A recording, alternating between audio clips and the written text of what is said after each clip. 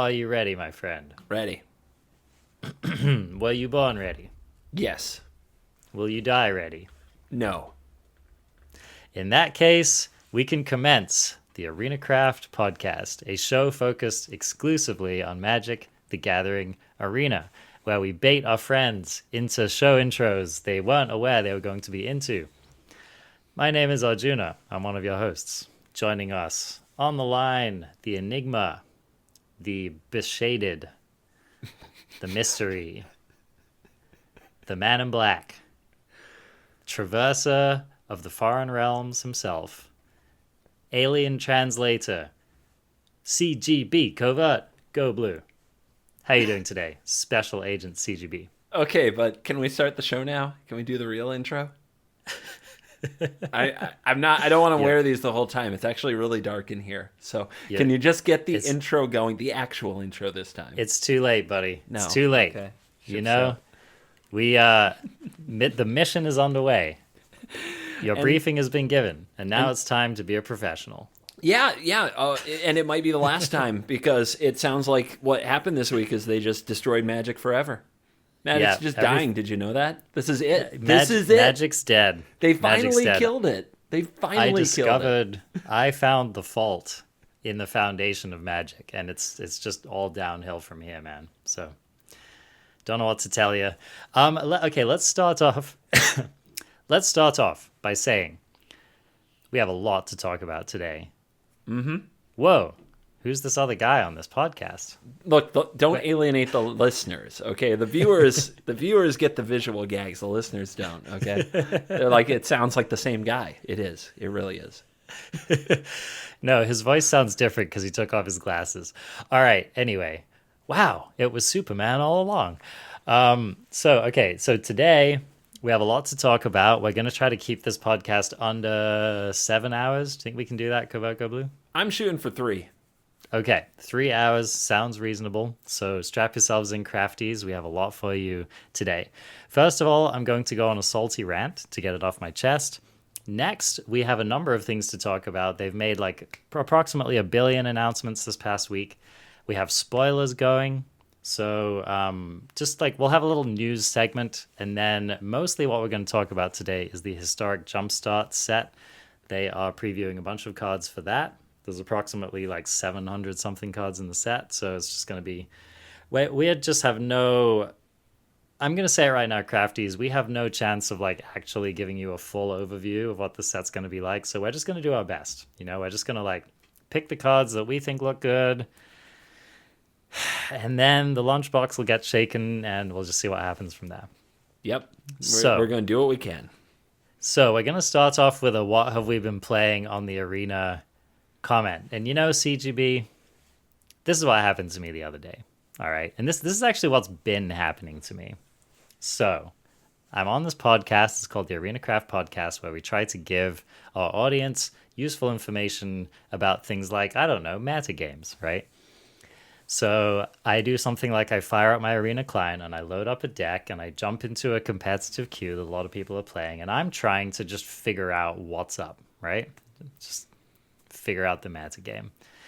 And this week I'm interested in playing some like Golgari midrange, you know, because it just seems like a fun deck. So I go into the play queue and I'm just testing, you know, making sure the list's tight, making sure I didn't forget anything like creature lands or whatever. And it's like 70% Golgari in the play queue.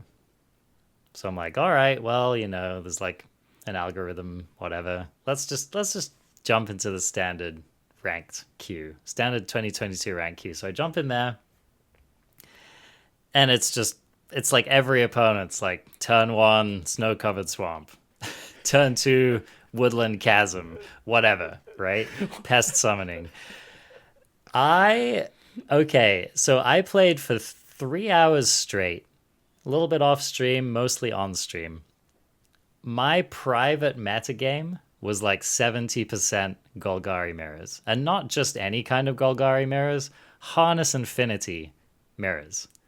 It was like, I played against people who were like playing the greediest version of the deck, probably because they had themselves been playing Golgari mirrors all day long. I played against an opponent who had 4 Elixir of Immortality, 4 Binding the Old Gods, 4 Professor Onyx in their deck, plus Harness Infinity and all this other stuff. It's like they probably had like 3 cards in their deck that cost less than 7 mana.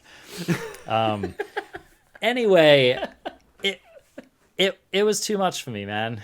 It was just like, it was too much for me. And this is especially following on the heels of, okay, so previously I'd been playing a lot with the Simic list, right? Trying to just get a sense for how well that was positioned in the meta game.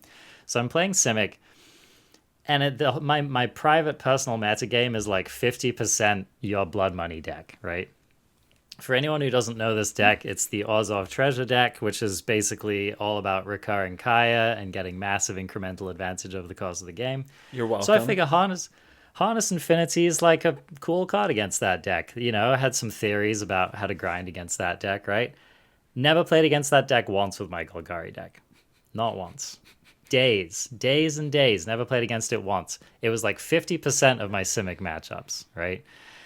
And I've just started to get really, really, really tired of feeling like I'm not actually playing the meta game at all. I'm just playing like this small walled garden that Wizards thinks I should be playing based on the card choices I've made and the deck choices I've made. And it was the first time I've ever like rage quit a stream, because the thought of just spending the next 2 hours playing more Golgari Mirrors, when all I really wanted to do was just try to like get a finger of the pulse on the meta game so that I didn't sound like an idiot on the podcast, and just play a deck that I hadn't really played much and kind of get into it. So I made a post on Twitter, you retweeted it. A lot of people responded to it with frustration. So what I just want to hear your thoughts, and I want to hear your like, not like your sympathetic friend to Arjuna thoughts, but like your, like, just give me a really blunt take. What do you think about the matchmaker? Yeah, exactly. Put the sunglasses back on. I want to hear CGB's like true confessions take on the matchmaker in the standard 2022 queue. How have you been finding it? The matchmaker serves a purpose, but for players like you and I, it's absolute trash and it sucks. It's awful. And by that I mean players who are heavily invested and are trying to really learn things about different matchups in the metagame itself. Like, that's where the matchmaker falls down. Now, anybody who just started listening to this and maybe doesn't follow absolutely everything that comes out about Arena or hasn't been playing that long might think that they just heard the ravings of somebody who's just angry at some bad random chance or RNG that happened, or maybe they think that CGB just made a Golgari video that day and that's why you played that much Golgari. And for those people just tuning in for that, no, the Wizards matchmaker has been both, they kind of alluded to saying it. They didn't really admit it, but at the same time, people have proven with various experiments. The matchmaker pairs you in ways that go beyond just your rank. It looks at your overall like MMR or win and loss ratio, things like that, and tries to find you somebody of comparable talent who wins as much as you do as you're climbing the ladder, even in ranked, both play queue and in ranked. This is a thing. And it examines your deck. And it looks for decks of similar power level. Now, how does it know what similar power level is? I have always wondered about that, because if you play Standard, it doesn't seem very shy to pair Rogues against Yorion, against Mono Red, against Mono White, and the compositions of those decks are very different, especially when you're talking about Yorion, because it's a bigger deck, right? And it knows. So in my theory has always been that they just have somebody making their own tier list, right, behind the scenes of like, this deck, is in this tier. So if you see this kind of cards, it can play against other decks in the tier. And my theory with Standard 22 is that they didn't bother.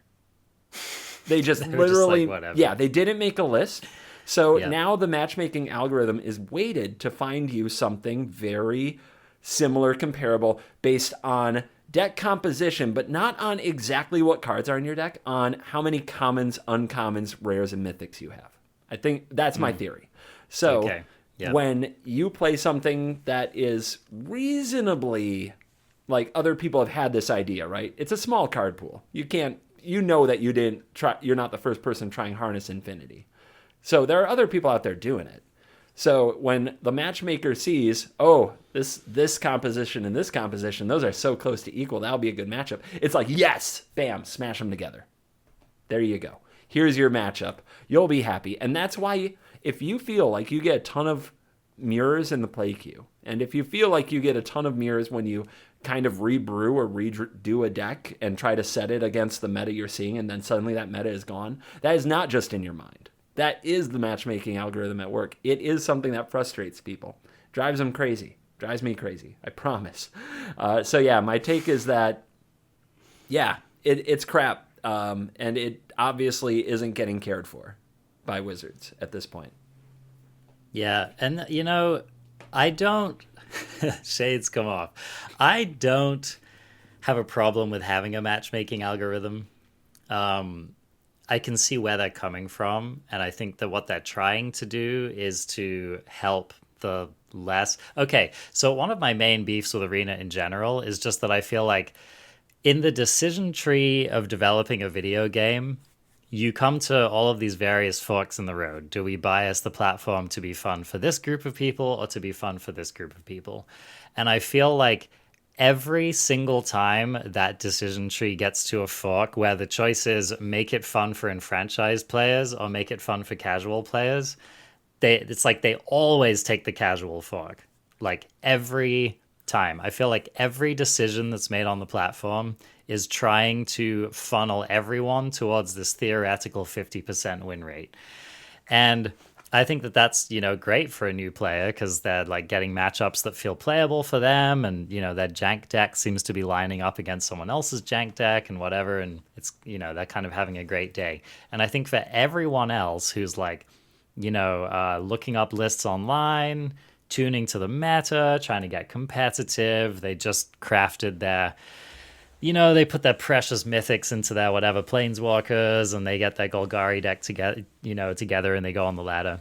Heaven forbid they spend time trying to figure out the last 2 or 3 flex spots for the meta that they reasonably expect. Heaven forbid they put that work in. Heaven forbid, man. You know, and then to just get funneled into this ladder where you're just playing mirror after mirror after mirror, it just feels like such a lazy implementation of the matchmaker, right?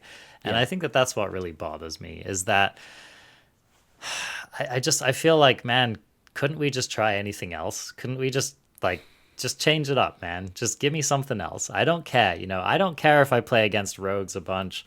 I don't care if I play against a matchup that's bad for me a bunch. Just don't give me mirrors all day, man. Don't do it. So, especially in ranked. I think especially in ranked, this is a problem because the idea of ranked is supposed to give us the impression that we're now testing our metal, really seeing what we're made of. So that's kind of where a bit of the controversy lies. I think we could do a whole show on the matchmaker. Maybe we should. I just want to send you something really quick. I want to send you something. And I'll send this to Bottle Brush as well. This is from the decks that went 6-0 on the ladder. 6-0. This deck won 6 games in a row. Do you see any problem with this deck list I just sent you?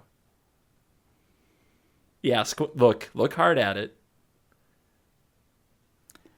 It's running what, like 14 lands? No. Look at the number of cards in the main deck and look at the number of cards in the sideboard. Oh. It has zero cards in the main deck. Oh, in the main deck. In the main deck. Okay. The sideboard is 61 cards. That's amazing. So I don't know how this is possible or how this happened. Somehow they sideboard in their whole deck, but because somehow their main deck registers as having 0 cards, they probably got paired against the absolute worst. Oh man, that's amazing. Isn't that amazing? That's incredible. Yeah. Dude, I don't know, man. How is that possible? I don't know How'd they even elves do that? like pulling the cranks behind the scenes of MTG Arena, but at any rate, man, I'm just like, here's the thing. I've you know, to put on my boomer hat for a little bit, I've been playing Magic since 1994. Covert Go Blue, roughly the same amount of time in the game. And I know what Magic feels like. And sometimes Arena just feels real different. And Yep. it's like, I don't know what exactly is going on behind the scenes. I'm not a shuffler truther. There's a lot of things that I'm not a conspiracy theorist about. But damn if the matchmaking doesn't just feel really weird sometimes. And sometimes I just want to play Magic, you know? Sometimes I just want to have that feeling of like you go to an F&M and you just play whoever you play, you know? And like, yeah, maybe there are a lot of people who think a certain deck is good and you play against that deck. But I just like to have it feel so rigged all the time. It just wears on the soul after a while. And especially when I'm trying to get a sense of what's happening in the metagame and I feel like I'm just getting fed my own little private metagame, it makes me really frustrated. May I attempt to offer a somewhat plausible solution? That would be awesome. Okay. Let's go. Standard events. Okay. That the pool becomes kind of different, and yeah, there is still matchmaking in it, but the odds of you actually joining a standard event and getting like 3 or 4 mirror matches when you're not playing a strict meta deck are pretty low because not that many people play standard events. Yeah, that's a good idea. Do they have them for the 2022 queue? No. Yeah, but by God, man, and I was going to get to this. By God, you shouldn't have to. You shouldn't have to. It's not cool, but it's the product we have. It's what we have. You know what my solution is? I just start teching my deck for the mirror, and then suddenly, boom, no mirrors. Yeah, exactly. You play mono red as soon as you sub in like a couple more counter spells. Yeah. As soon as I take out half the sweepers in the list, it's just mono white and mono red all the way down. So there you go. So that was my mini rant. Thanks for indulging me on that, Crafties. I do want to know in the comments, just let us know if this is something you've encountered, if you are a truther, or if you think that I've just got my tinfoil hat on and I am a maniac. Yeah, also let us know if you just like rants. Yeah. Are you here for salty rants? Is that content that's for you? Or are you like, nah, that's... Dude, I don't like rants. I like perfectly optimistic analytical approaches. Or do you like a good rant, you know? I'll tell you what, man, my blood pressure has room to spare, so let's go. Let's go. Yeah. All right. So speaking of standard 2022, I've been attempting to get a sense of what's happening in the metagame. I feel like it's been very difficult for me, but I have been watching some streams and other stuff like that, so I feel like I know a little bit about it. I know that you, the one and best of one, have been grinding away on this format for the last week, so I'd love to hear your just top-level thoughts about what's happening in the meta, what are the big decks, how, what's the speed of the meta feeling like, etc. Sure. It came out firing and fast, like we talked about, and I don't think control decks were really ready to deal with the basically constant onslaught of creature lands as well as decent early threats. Like that kind of defined the early days of the meta. And then we got mid-rangey, talking last week about Simic Ramp, Cyclone Summoner, and the Blood Money deck, the black-white kind of control deck. And what those have in common in that the way that they fight the aggro decks is they have board presence. They're not empty battlefield decks. And another card that plays into that really well as another top end of the format is Alrund's Epiphany because it makes those birds. Just having a few chump blockers and then also being able to get ahead by other means, like whether it's plussing a planeswalker or setting up some other huge game plan, that's usually the way to beat the aggro decks and grind them out. You have to be constantly developing and redeveloping a bit of a board presence. Kaya's really good for that. That's why I love the black-white deck quite a bit. So competing with those, the control decks have come a long way, I think. Doomscar, it's funny because in Standard, Doomscar is one of the worst sweepers because there's so much indestructible and then haste to follow it up that Doomscar isn't very playable in Standard. It's in almost none of the good decks. And then in this format, Doomscar is the best sweeper because indestructibility is rare. And you do need something cheap because even if you're playing Doomscar on turn like 4, 5, or 6, you want it foretold because you need to Doomscar, then also put your chump blocking learn card either like from Hunt the Specimens or Hunt for Specimens or the core cleric, Professor of Symbology. Like, you have to play something afterwards to chump block their creature land so that the next turn you cast Mascot Exhibition, so you have something to chump block their creature land, and then maybe you take over from there, because if they're pouring mana into their creature land, they're not developing more threats. So now the control decks are they're very much Doomscar decks. A lot of blue-white, a lot of Esper. Sometimes you see black-blue. Blood in the Snow, I think, is the other by far best sweeper of the format, mostly because of the Blood Money deck, but it's very playable in the control decks as well, because it also, once again, creates a blocker for the turn after you sweep on its own. So now the control decks are playing. Like, I've had good results with Esper and Dimir and things like that, and it feels like a complete format. It feels like your aggro that you can play mono white and mono green and you can win, and Goblins is not terrible, although I think it's definitely worse than those two. You can play the black-white mid-range deck. I think it's really, really good. Very good. Yeah, and I think that Prismari Dragons is still all right. It's not terrible. I definitely still groan when I play against it when they have good draws. So I think that Is It Dragons is still one of the best decks. And then on top of that, I'm pretty sure that you can play an Esper or a black-blue control deck and get good success as well. I have. So I think those are all good choices for hitting the ladder as the new Mythic season starts. Like now, like right now, Pretty there's a much new Mythic season. as we're talking. Yep. Yep. Yeah, it must be nice, CGB. The last time I played against an Azorius control deck on the ladder, 1994. Yep. Really? Okay. I better get to work. I better popularize them again. What? It's surreal. It's literally surreal to hear you talking about like the part of the metagame that you're playing in, because I cannot tell you the last time I played against like a blue-based control deck in the standard 2022 format. It feels like it's been a week. Oh, it's a lot less common than all the other things I mentioned. I grant that. Yeah. Yeah, it's just the fact that like with previous decks that I was playing, I like fairly often run into Dimir control or like some kind of blue-based control deck, some kind of old school based control deck, right? And I just I've not seen it in the longest time. And I know it's out there. And that's what frustrates me, right? That's just, I don't know. It's I literally feel like I'm living in some kind of bad meta dream. Well, I will tell you, if you live in a bad meta dream, if you can get to a world without aggro, I did play an Is It Mill deck today. Nice. That won by dual striking a kicked maddening cacophony most games. That's awesome. Yeah. So, and then you follow it up with like one Tasha's Hideous Laughter and it's over, because their deck is like under 20 cards at that point. And so, there's stuff you can do out there. I will say it really beats up the Blood Money deck if they can't find aggression with something like a Faceless Haven. They don't realize that their deck is about to disappear while they're over there plussing their Kaya. Yeah, I mean, Turbo Mill is certainly an excellent answer against slow mid-range, that's for sure. Not good against green. Nope. Old Growth Troll? Isn't. Well, I scoop. We're done here. Yep.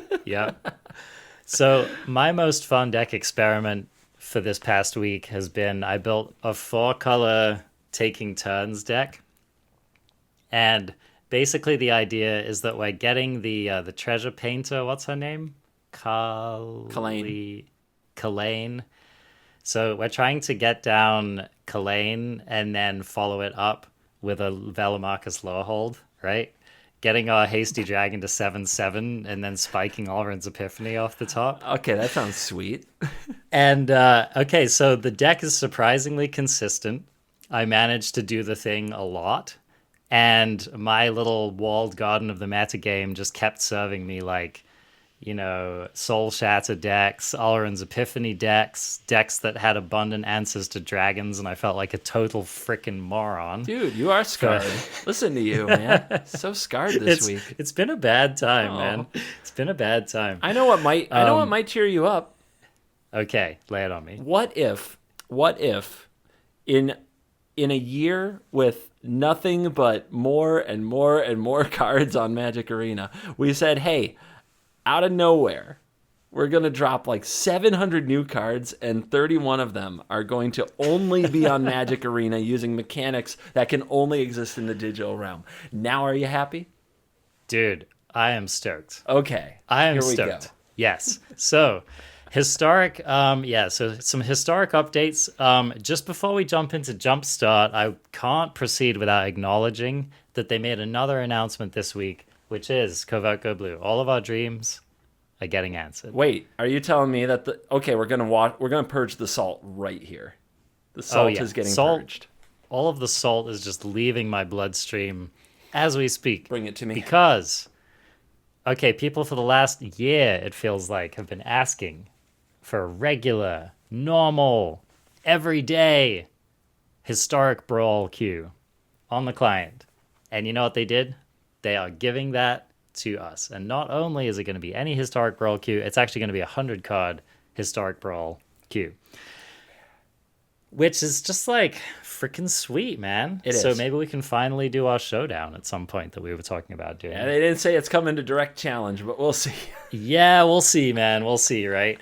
But I mean, you know, if you listen to our show that we did, what was that, a month ago or something like that, you'll know that we both spent a lot of time playing this format. We both find it to be very beloved. People in the Arena community in general, this is probably the most asked for feature that I'm aware of, or from my perception.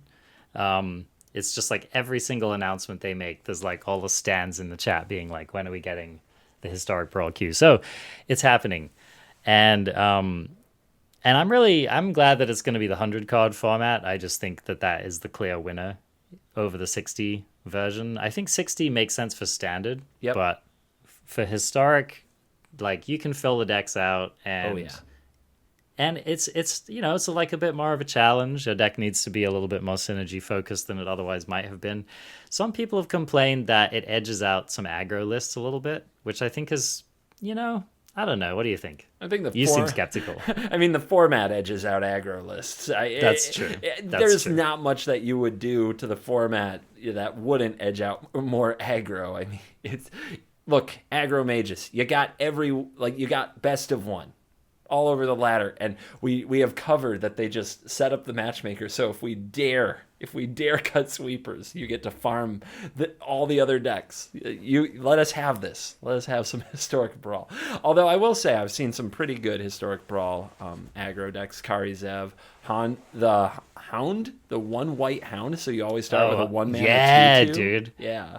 Yep. Hound of Khanda. Isamaru. I played against some Voltron decks built around the Hound of Khanda. Yeah. Oh, yeah. Killian is a really interesting one because you can just play a bunch of auras for cheap because any spell that targets a creature you control costs 2 less. Like, you can do aggro, but it's not going to be busted. And you're going to have to do 5 more damage, and your opponents generally are going to have very greedy decks, so you have more pressure than ever to close the game quickly or you will die. But yeah, anyway, that's like the historic Brawl analysis show that we're kind of burying the lead on.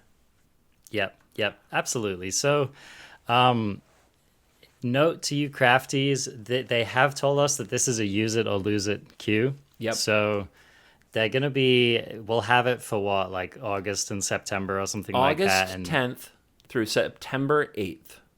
August 10th through September 8th. If the queue is healthy, we keep it. If not, they get rid of it. So play Brawl if you like it. Okay, thanks. Yep.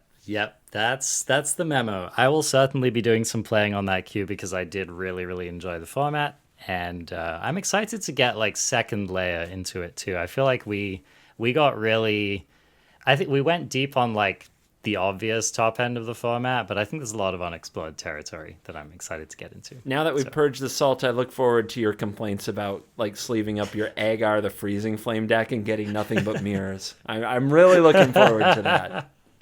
Yes. Oh my gosh. Dude, there's nothing better than playing a Giants mirror and none of your cards work on the opponent's cards because they all have Giants protection and stuff. It's pretty amazing. Magic at its finest. Yep. Wonderful. All right. So we got that out of the way. It is now time to talk about the biggest thing to hit Historic, potentially since the inception of the format. This is the Historic Jumpstart set, and I don't know, man, like, this set is really, it's just really bringing people out of the woodwork. Like, I've seen some ranty, angry, freaking, just livid Magic players talking about this set. Just off the dome for you, like, are you excited about this digital-only direction of Magic, or, like, how are you feeling about it? I'm not excited about it. I'm not mad about it. It's just a thing that's there, and honestly, most of my opinion on it is I don't plan to do much of it, but I'm not afraid of it. Maybe that's naive, but I also don't play a lot of Historic, and I'm usually pretty happy in Standard. If it becomes a regular part of Historic Brawl, that would probably hurt because I enjoy that format, but for the most part, I don't play much Historic, so it doesn't... I'm just over here like, yeah, I can see why they're doing it, but I'm also not excited. Okay. I feel maybe I'm in the minority here, but I'm pretty stoked about the direction that they're going with these digital-only cards. I don't know, man. All right, Crafties, ready yourself, because I'm gonna give a hot take. All right. Oh, here we go. If you look at these cards and your first thought is this isn't Magic, get over it. Okay. Okay. I Here. have said my piece. You need these. I know, man. Where are my sunglasses? Yeah, you need right? the evil sunglasses for this rant. Okay, go. I misplaced them today. I don't know what I was doing. All right. You know how much Vintage I've played in my life, Covert Go Blue? 1, maybe 2 Zero. theoretical games. 0. Okay. Never played Vintage in my life. How about Legacy? I'm gonna go with a 0, Bob. I touched a Legacy deck. Son once. of a... You scammed me. You set me up for that. A friend laid out the cards, and I got to touch them. Okay. All right. Okay. I've also never played Modern. Me either. Do you know why?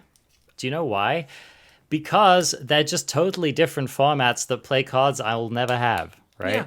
Yeah. This is the way Magic has been since the very inception of the format, all right? Anyone who is puristic about, like, oh, well, I can't take these cards and play them in paper, get over it. Like, do you play Legacy in paper? Do you play Vintage in paper? Probably not. Why not? Because those cards cost tens of thousands of dollars. Do you have that? No, neither do I. It's cool. I don't care. I just accept that, like, Vintage is its own format, right? It has its own card pool. It has its own rules. It's, they have freaking one-ofs in Vintage, right? That's totally different than most other formats in Magic. It's fine. It's a different format. It's cool, right? Think about Commander. Like, think about how many cards have been printed into Commander that you can't play in, like, a bunch of Magic's formats, right? It's just it's a different way of playing Magic. And so when people are coming out and, like, belly aching about how these digital cards are somehow different, or they're, like, somehow unique in the world of Magic, they're just not. I mean, frankly, like, okay, yes, you are technically correct, right? So if you're part of the technically correct crowd, you can go and hang out with the other unpopular kids, I guess. But for the rest of us, man, this is modern gaming, dude. Mm-hmm. This is modern gaming. And it's surprised. I think that some people are, like, channeling their frustration about other areas of Magic into this one sticking point because they, like, Wizards does something that it's like Wizards had, like, a heart-to-heart moment. They showed some vulnerability. They tried something new, right? And this is where, like, the bitter Magic players are just like, oh, you opened up your heart. I'm just going to rip it out right now. Yep. So that's what I'm seeing here. Like I said, it's a hot take. It's a strong opinion, but there it is. I think that these cards are really exciting. And I mean, like, they tried Companions. That was kind of weird. They switched up on the experiment. They're trying this. It's an experiment. The cool thing about these digital only cards is if they get something wrong, it's digital only. They can just change it. It's not that big of a deal.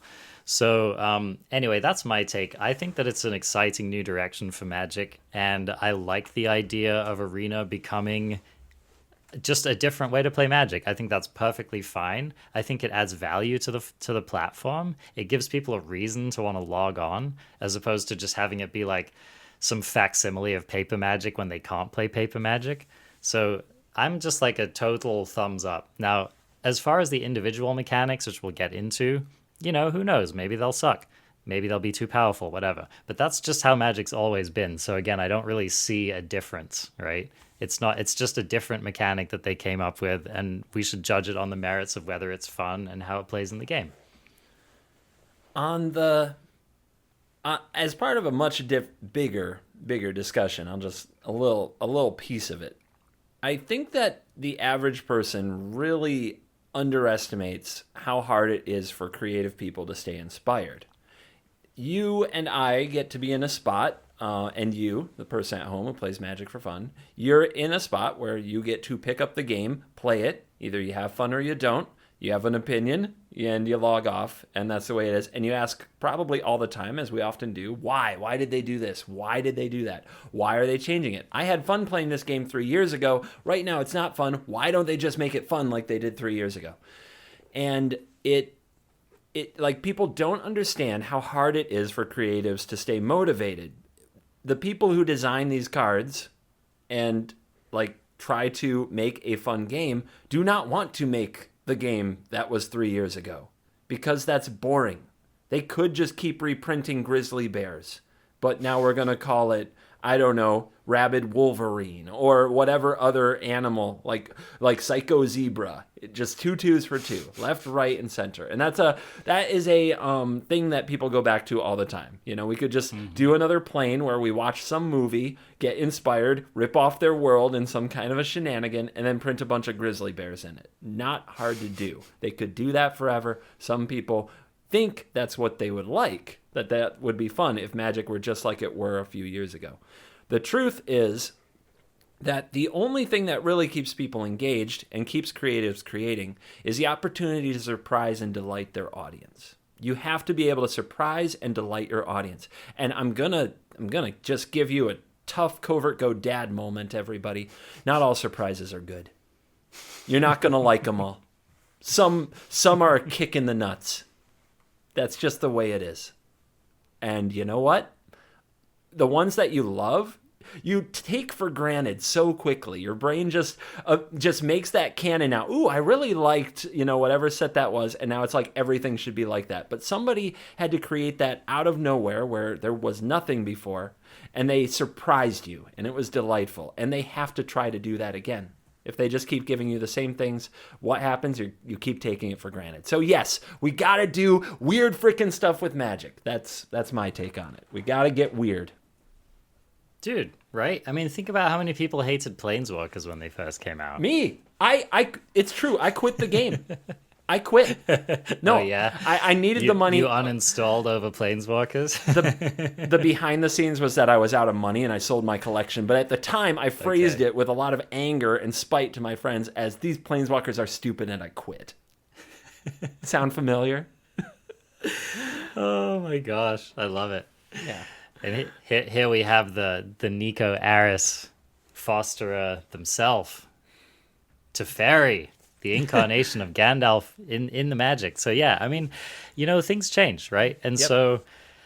so in lieu of that, why don't we talk about some of these new cards which showcase the new mechanics? You, CGB, have selected some cards here. I don't know if the cards that you've selected are picked all of the new mechanics to showcase, but maybe that'll be a good place to start from the list that you've put.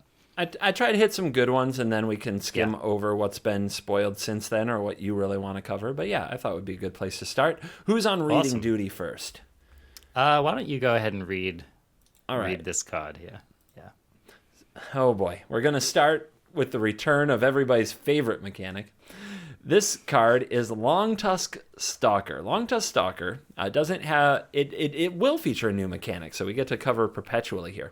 It's 1 green for a 1/1 cat. It's only an uncommon, and that's okay. One thing that we didn't touch on much is how freaking expensive this card is going to be or this set is going to be to collect through the Jumpstart model and spend wildcards on. Every uncommon or common that is actually good is mana from freaking heaven, dude.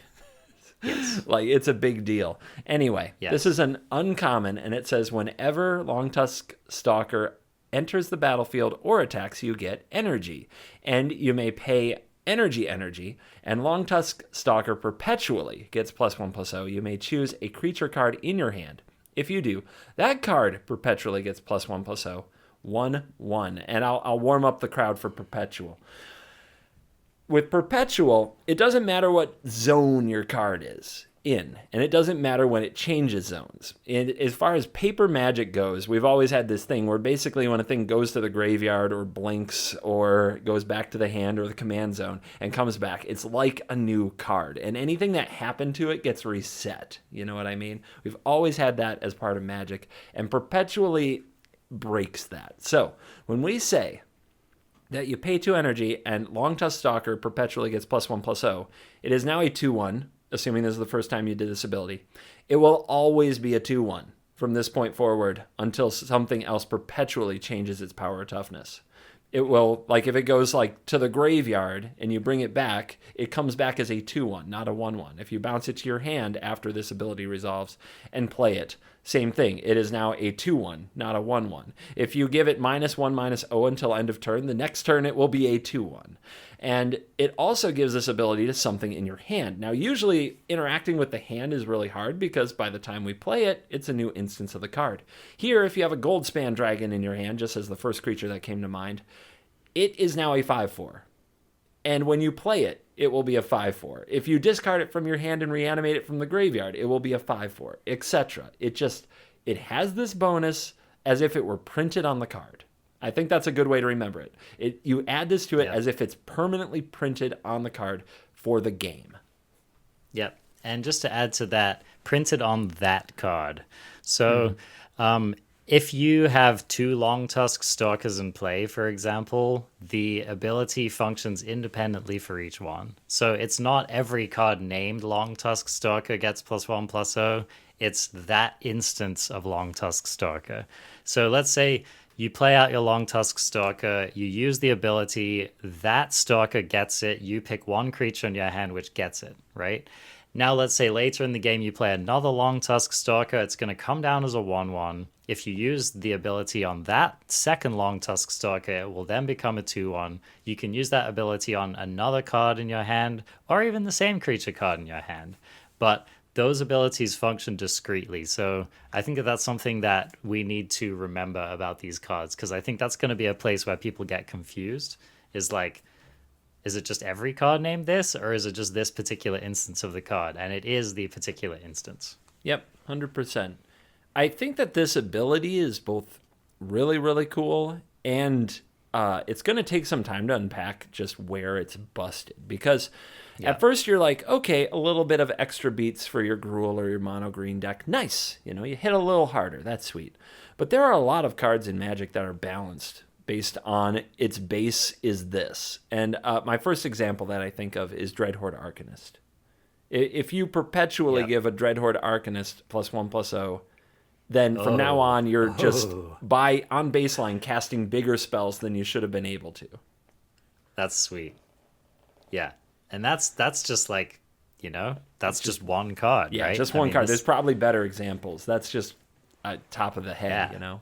Yeah, no, you're right. There are so many cards where the power of the creature matters to what the function of the card is. So, yep. And I mean, you know, cheap cards, one of the things that I'm really excited to see in this set is that it looks like they're adding more cheap and potentially powerful cards to Historic. And that is just really a mark of a powerful format, is like how good are your 1-drops, right? If you go into basically any format older than Historic, or let's say older than Pioneer, right? If you go into like paper formats, decks that are based around killing you with creatures, like a lot of their creatures either cost 1 mana, or maybe they top out at 2 mana with cards Yeah. like Tarmogoyf. And then anything more expensive is either like some Titan that you cheat into play on turn 2 or 3, or like Hollow One that you cheat into play without spending any mana on it. So that's basically how creatures work in older formats. And I'm kind of happy to see Historic moving ever closer to that, just because it will help to keep up with some of the power level of other kind of busted things that are happening in the format. So another thing I'm excited about is just that they're bringing back the energy mechanic. And like, dude, because Controversy. here's the thing. I know, controversy, right? But not that controversial at the moment in Historic, because energy just hasn't been a thing. I mean, it's been fun. You can win some games with it, but definitely not like an OP mechanic in Historic by any means. Man, energy, when it left standard, it was the Eldraine level of like looking forward to this Yep. rotation. If people who weren't Yep. around back then and don't know, the energy Kaladesh and its energy mechanic dominated standard in the way that Eldraine and the Adventures have dominated this standard, to the point where people were just so sick of it, and the rotation was heralded as the greatest rotation of all time. Yes. And much as this fall will be. And it's weird to see energy getting reprinted and people being like, oh, cool, energy. Because I think anybody who actually played a ton of Magic during that is still like, oh, I don't know about that. Can we not, please? You know? Yep. Yeah, they want all energy cards from now on to just be abject limited fodder, right? Yes. So anyway, I'm excited about this card. This card could be good, and just stoked to see what people do with it. Yeah, I think this All card right, is well. very good. All right, Yep. next one. We're going to read Hardened Scales. So this is a reprint, and it enables basically a whole type of deck. It doesn't showcase the new mechanics, but it's just something that you need to know about is coming to the format. This is a 1-green enchantment that says, if one or more +1/+1 counters would be put on a creature you control, that many +1/+1/+1 counters are put on it instead. This is a rare. 1 mana. Get more counters. Oh my god. Are you ready for more +1/+1 counters?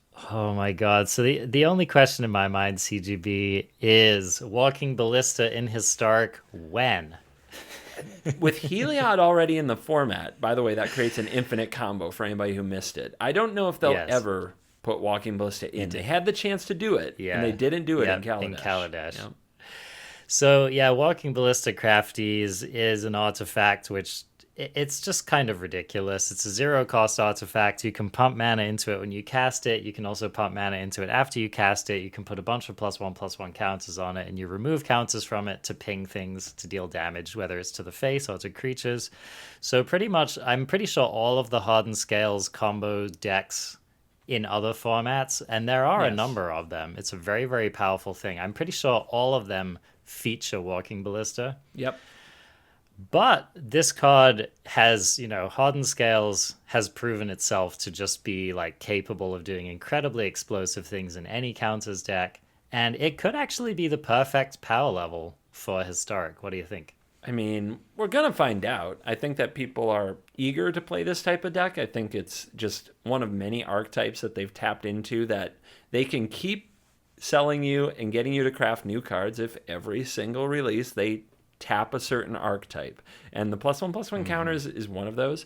Getting that to be historic level, like, it doesn't have to be metagame defining. It has to be good enough to get you to Mythic. And I think it is, because we have Winding Constrictor, we have Conclave Mentor, and we have Collected Company, and we have just a ton of things that put +1/+1 counters on stuff. We even have the Ozolith if you want to go there. So I think this is I think this deck is real. And again, on not in the competitive meta sense, but in the you get to Mythic sense. Yeah, I think I'm with you. Yeah, I think this could be like a surprisingly powerful kind of jank thing. And you just got to keep an eye on cards like this, because we are literally one Walking Ballista away from like an absolutely busted counters deck, right? So it doesn't even have to be Ballista. If they just print something else that's even remotely as good as that, it could be enough to push a deck like this into like whoa, dangerous territory. Yep. Hangerback Walker would be a really big one. That would be a really cool card, and would be a probably nice not one. too strong. So, yep. Let's keep an eye on this one for sure. All right. This next card here, Yogmothran Physician. I'll go ahead and read this card. You know what? Okay.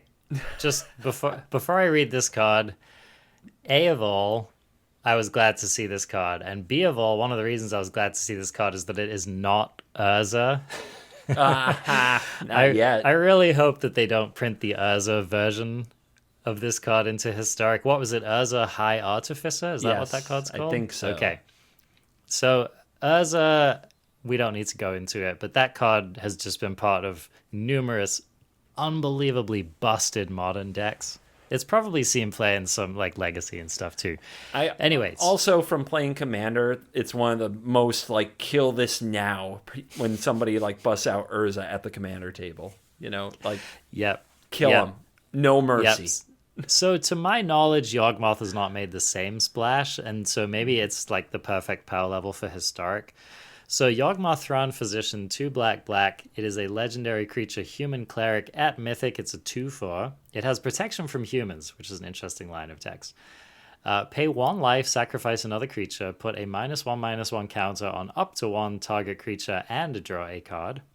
And then you can pay black and discard a card to proliferate.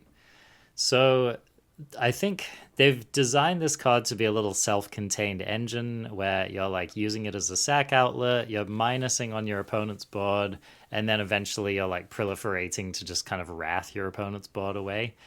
But this is just a very versatile card. This is the kind of card that could show up in a number of different lists. Obviously, it has to be a sack list. This looks to me like kind of a top end in a sack deck.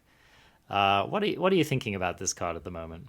I think that it's an open-ended sacrifice outlet because you can use the ability as much as you want as long as you have the life and the creatures to do it.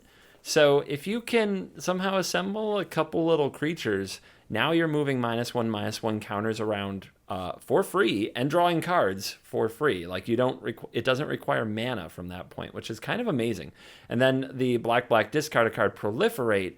Proliferate can increase the -1/-1 counters on wherever those are and just like make them stack higher, which is great. But it can also affect any +1/+1 counters or any loyalty counters or any energy counters or any counters that are on the battlefield and add more to those. So you can grow your planeswalkers, you can increase your energy counts. There's a lot of things that you can do with it. This is a card that has unique abilities.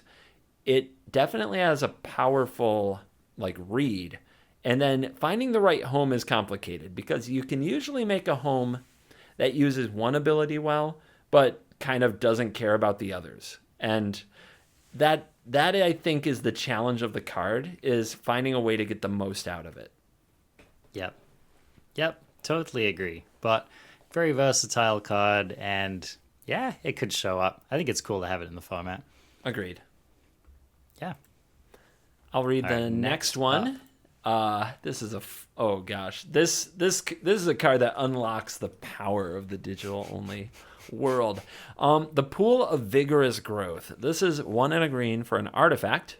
X and tap, discard a card.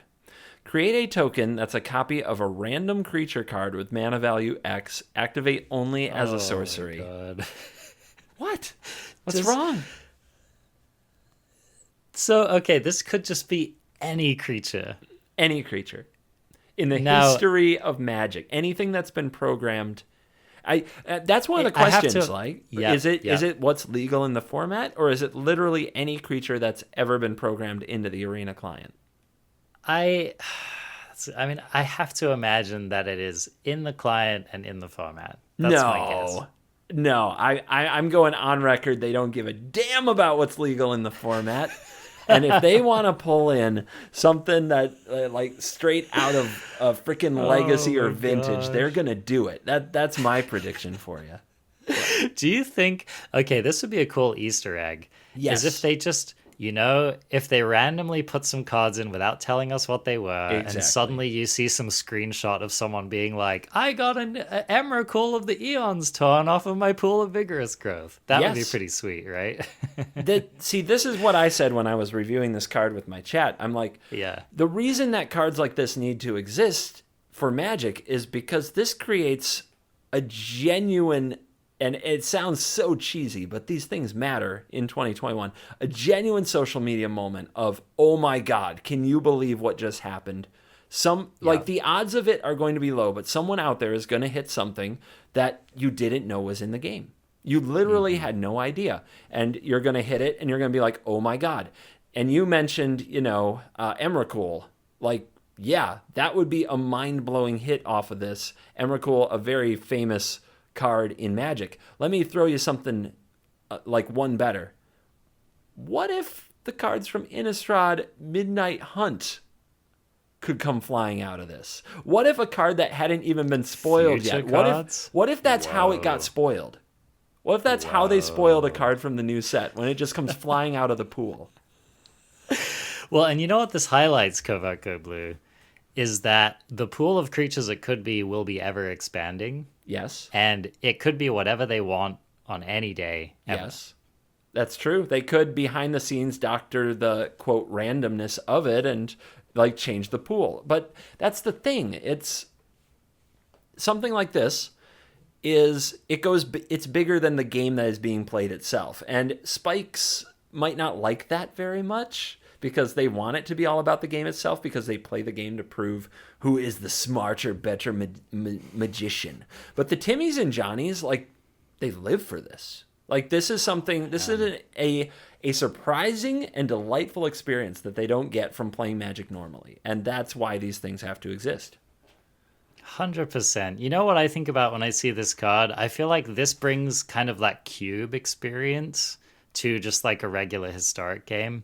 And what I mean by that is cube is a format where like you build these kind of wacky, overpowered, greedy, ambitious decks where you're trying to like cheat some big thing out or just like play some cool overpowered card that doesn't really fit into regular constructed formats.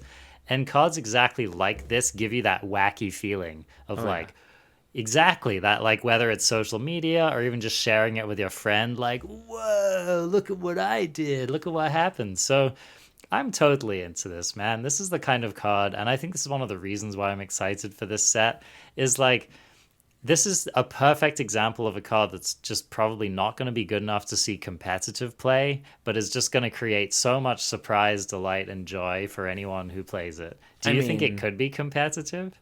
Yes. I mean, here's the thing. There are certain CMCs where you're pretty much guaranteed to get something banging, right? Now, let me throw it to you this way on whether or not it's competitive. Forget the mana that you're putting into it. Forget trying to hit the right CMC. Forget what's coming out of it. Just assume random grizzly bear comes out of it, or random blob of a creature comes out of it. Just stop trying to hit anything specific or special. It's a 2-mana artifact discard outlet. You can set any amount you want. The amount can be 0. If you pay 0 and tap this, you probably get an Ornithopter, something terrible, but you get the discard outlet. And what's in this set? Madness is in this set, baby. You can go. Discard your Fiery Tempers, you can discard your Blazing Root Wallas, which we'll probably get to, but they give you benefits for discarding. Or you can discard your giant monster that you want to reanimate, or you can discard your giant ultimatum that you want to get back with Mizzix Mastery. Like, there's a lot of things you can do with a discard outlet that have nothing to do with what comes out of the pool. But the fact that even doing it for 0 will get you like an Ornithopter means you are getting resources from it. Yep, that's a really good point. And I mean, here's another cool thing. It's like, think about how many cards are there in Magic. Like, how many creatures are there in Magic that have CMC 11 or CMC 13 or CMC 14, right? There are these certain CMCs that are probably not particularly well populated, and you might just get like a pretty high hit ratio on some pretty nasty creatures if you can do that. Yes, Or you'll just hit the worst one and it will still be like an 11-11 and you might still win the game. Like even a terrible 7-drop. Like I want to play a control deck. Go figure, right? But I want to play a control deck where I neutralize the opponent's threats, and when I have nothing else to do with my mana, I pop stuff out of the pool. I mean, it might be a terrible limited 7-drop, but it'll still kill someone if you stopped their A plan enough. Yep. It's gonna be you're fun. right, dude. This card is sweet. I am 100% in on this card. Love the design. I think it's going to be fun. It might even be good. Dude, So, everybody A+. get into the pool, baby. Get into the pool. Let's go. This is going to become a pool stream and a pool podcast. Let's go. So we're now going to open every show with, what did you get out of your pool this week? Love it, dude. Oh, my God.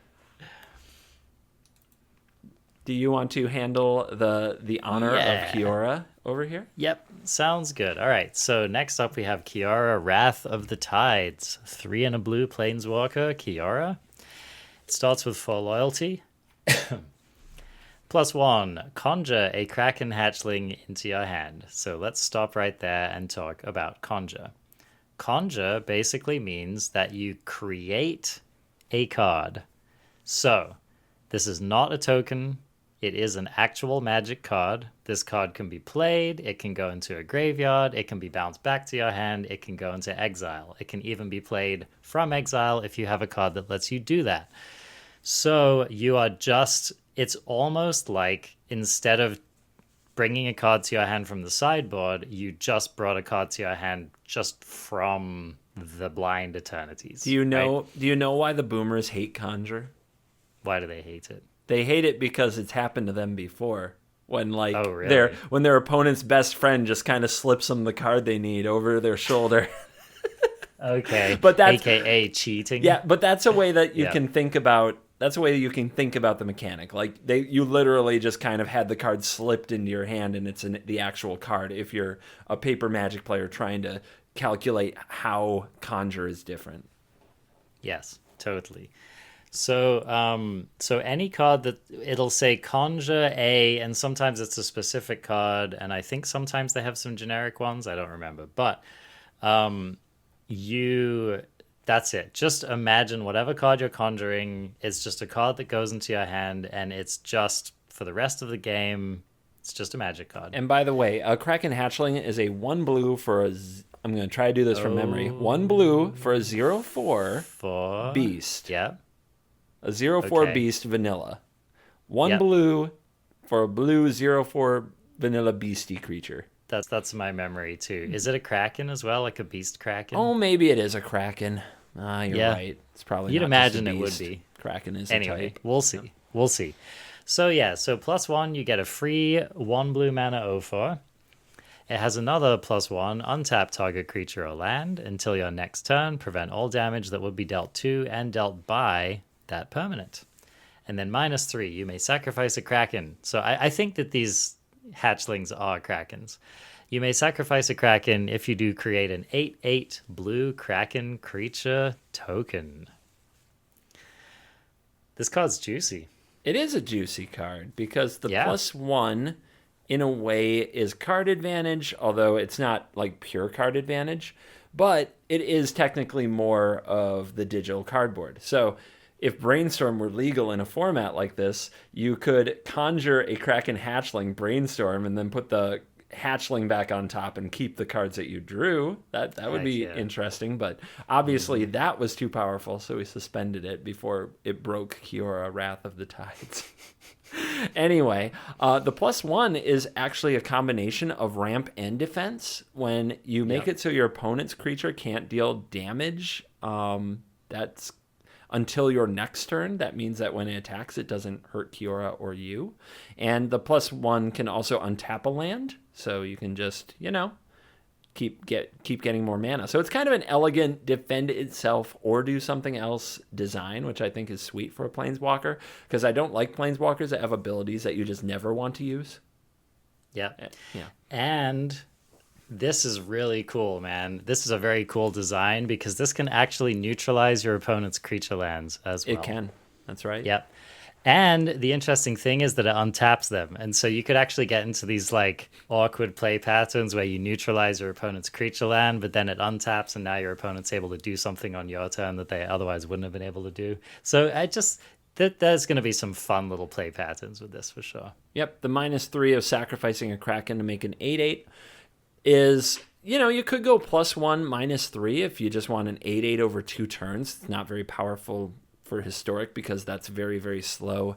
But as kind of a second, like if your second Kiora comes down and you needed something to do with these Kraken hatchlings that you drew, you could just turn one into an 8/8 right away. That's pretty epic. So yeah, this card is all right. I don't think the Historic power level is all the way there, but I think it's good enough that people will want to play with it and experiment with it. Yeah, totally. I mean, 8/8's are no joke. A planeswalker that can just spit out an 8/8, pretty sweet. So now that we're going to have Historic Brawl, I also feel like I have to analyze a lot of these cards as commanders and Historic Brawl cards. I don't know if this is the sweetest commander. It seems like a very medium commander, more of a card that goes in the 100, but it's still an option if you want to play with some new commanders from the set. Yeah. Awesome. All right, why don't you take us into Shoreline Scout? So, Shoreline Scout, this is a 1 blue uncommon, yay, and it says creature Merfolk Scout. It's 1/1. When Shoreline Scout enters the battlefield, you may exile a Merfolk card or a land card from your hand. If you do, conjure a tropical island card into your hand. As long as another Merfolk or an island entered the battlefield under your control this turn, Shoreline Scout gets +1/+0. Dual lands are back on the menu, boys.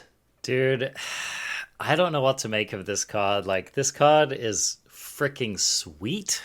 It is. Oh my goodness, it's sweet. This card could actually be, like, seriously good, man. I think that this is... Oh my gosh. Yeah. The +1/+0 is a big deal. It's a gained ability, so it doesn't stack. I also like this templating because we don't see it very often. Usually we see whenever an island enters the battlefield, this card gets +1/+0. And then somebody's like, well, if I find a way to play multiple lands a turn, like with Growth Spiral, it gets better and better. Here, it just gains... It has this ability that when this happens, it gets +1/+0 till the end of the turn, but it doesn't matter how many islands actually enter the battlefield. It's just always +1/+0. Same with Merfolk. It would be a bit too broken the other way, wouldn't it? It would be like a 3/1 and a 4/1 a number of turns.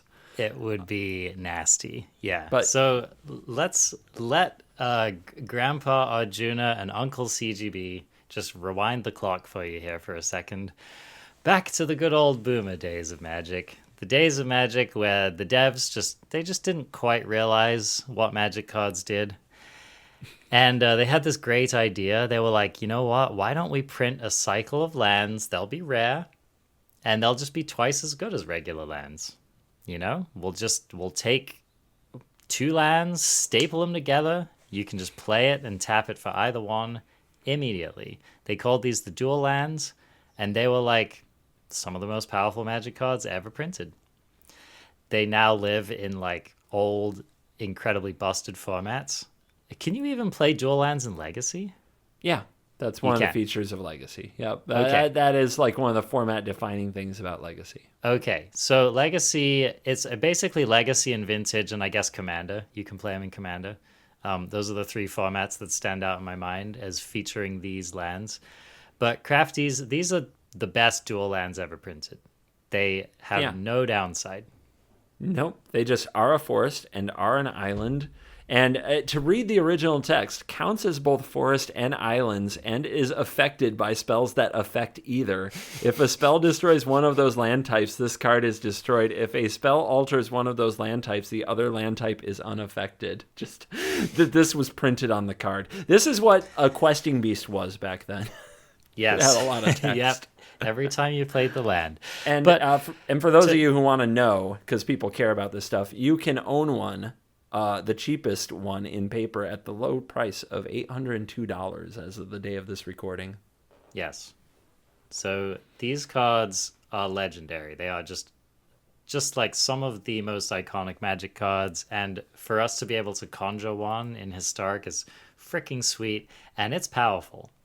Like, this card is very, very, very powerful. But in Merfolk, is it like this is kind of the elegance of the Conjuring design, right? Because it can also just be a land.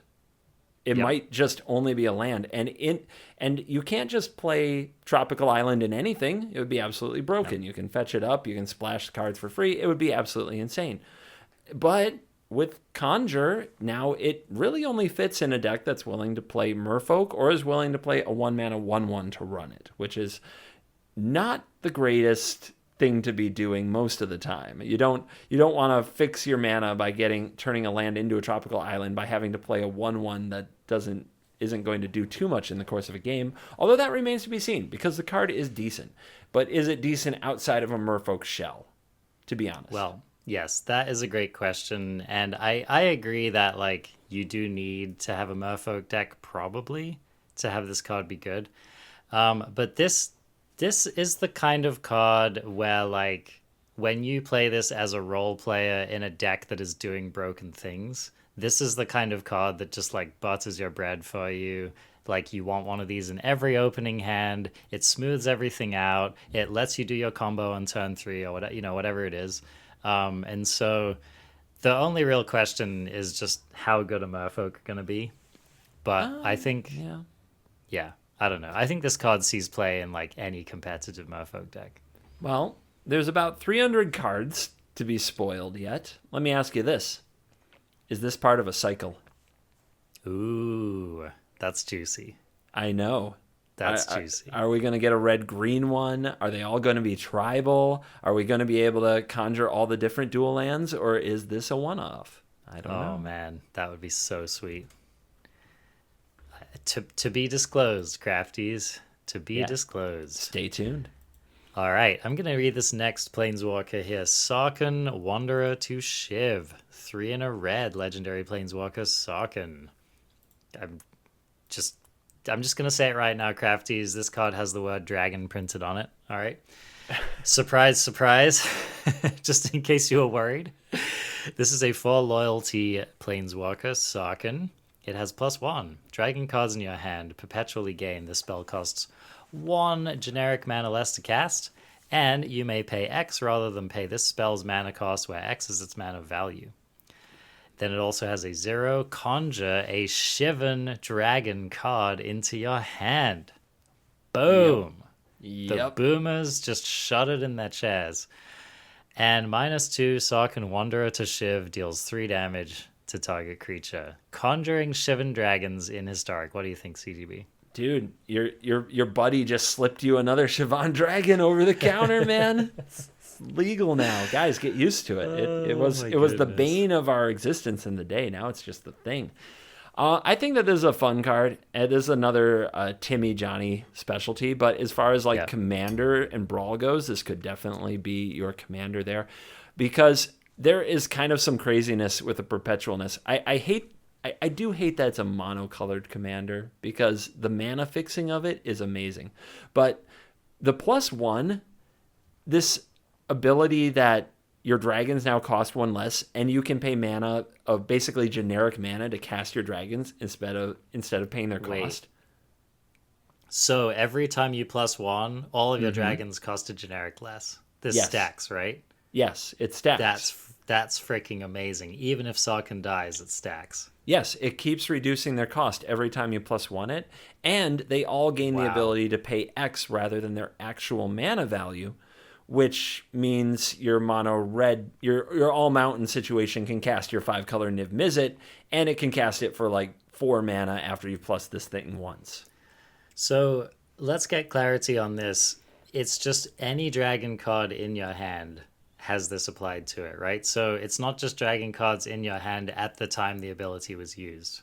It is. You have to have the card in your hand when you use the ability. So if you have 2 dragons in your hand when you use the ability, it will reduce both their cost by 1 and give them the ability to be cast for generic mana. If you top deck a dragon the next turn, you would have to plus Sarkhan again to give it that ability. And it wouldn't cost less as well.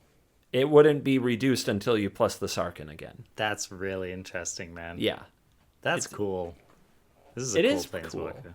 It is cool. It uses perpetually, so it it's like it permanently alters the card as it's in your hand. And this, Wow. by the way, if they bounce your dragon, it still costs less and can be played for generic mana. Like, Yep. this is the way it works for the rest of the game. Yep, and if they bounce your conjured Shivan Dragon, it's still a Shivan Dragon. It's pretty Yep. cool. I'm like, there's something really weird about this where I'm imagining, you know when you played Jeskai Mutate and you would try to like scroll through your card after about 6 mutations and it was like this endless wall of text? That's what Yep. these perpetual effects might do to certain cards. You know, you might have like line after line after line of like extra text for how the card works, and it just keeps Oh my adding gosh. throughout the game. Oh my gosh, the boomers are mad. They're just raging. fuming right now. They're just melting through their chairs. Dude, they're typing long comments. They're still not as long as these cards are going to be.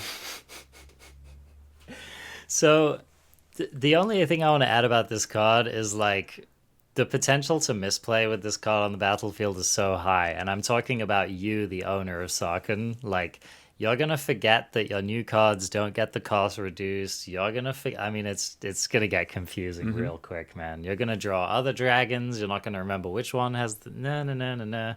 So read your cards carefully if you're playing Sarkhan. I also want to touch on the art. What's up with this peekaboo art on the text? Are those his legs?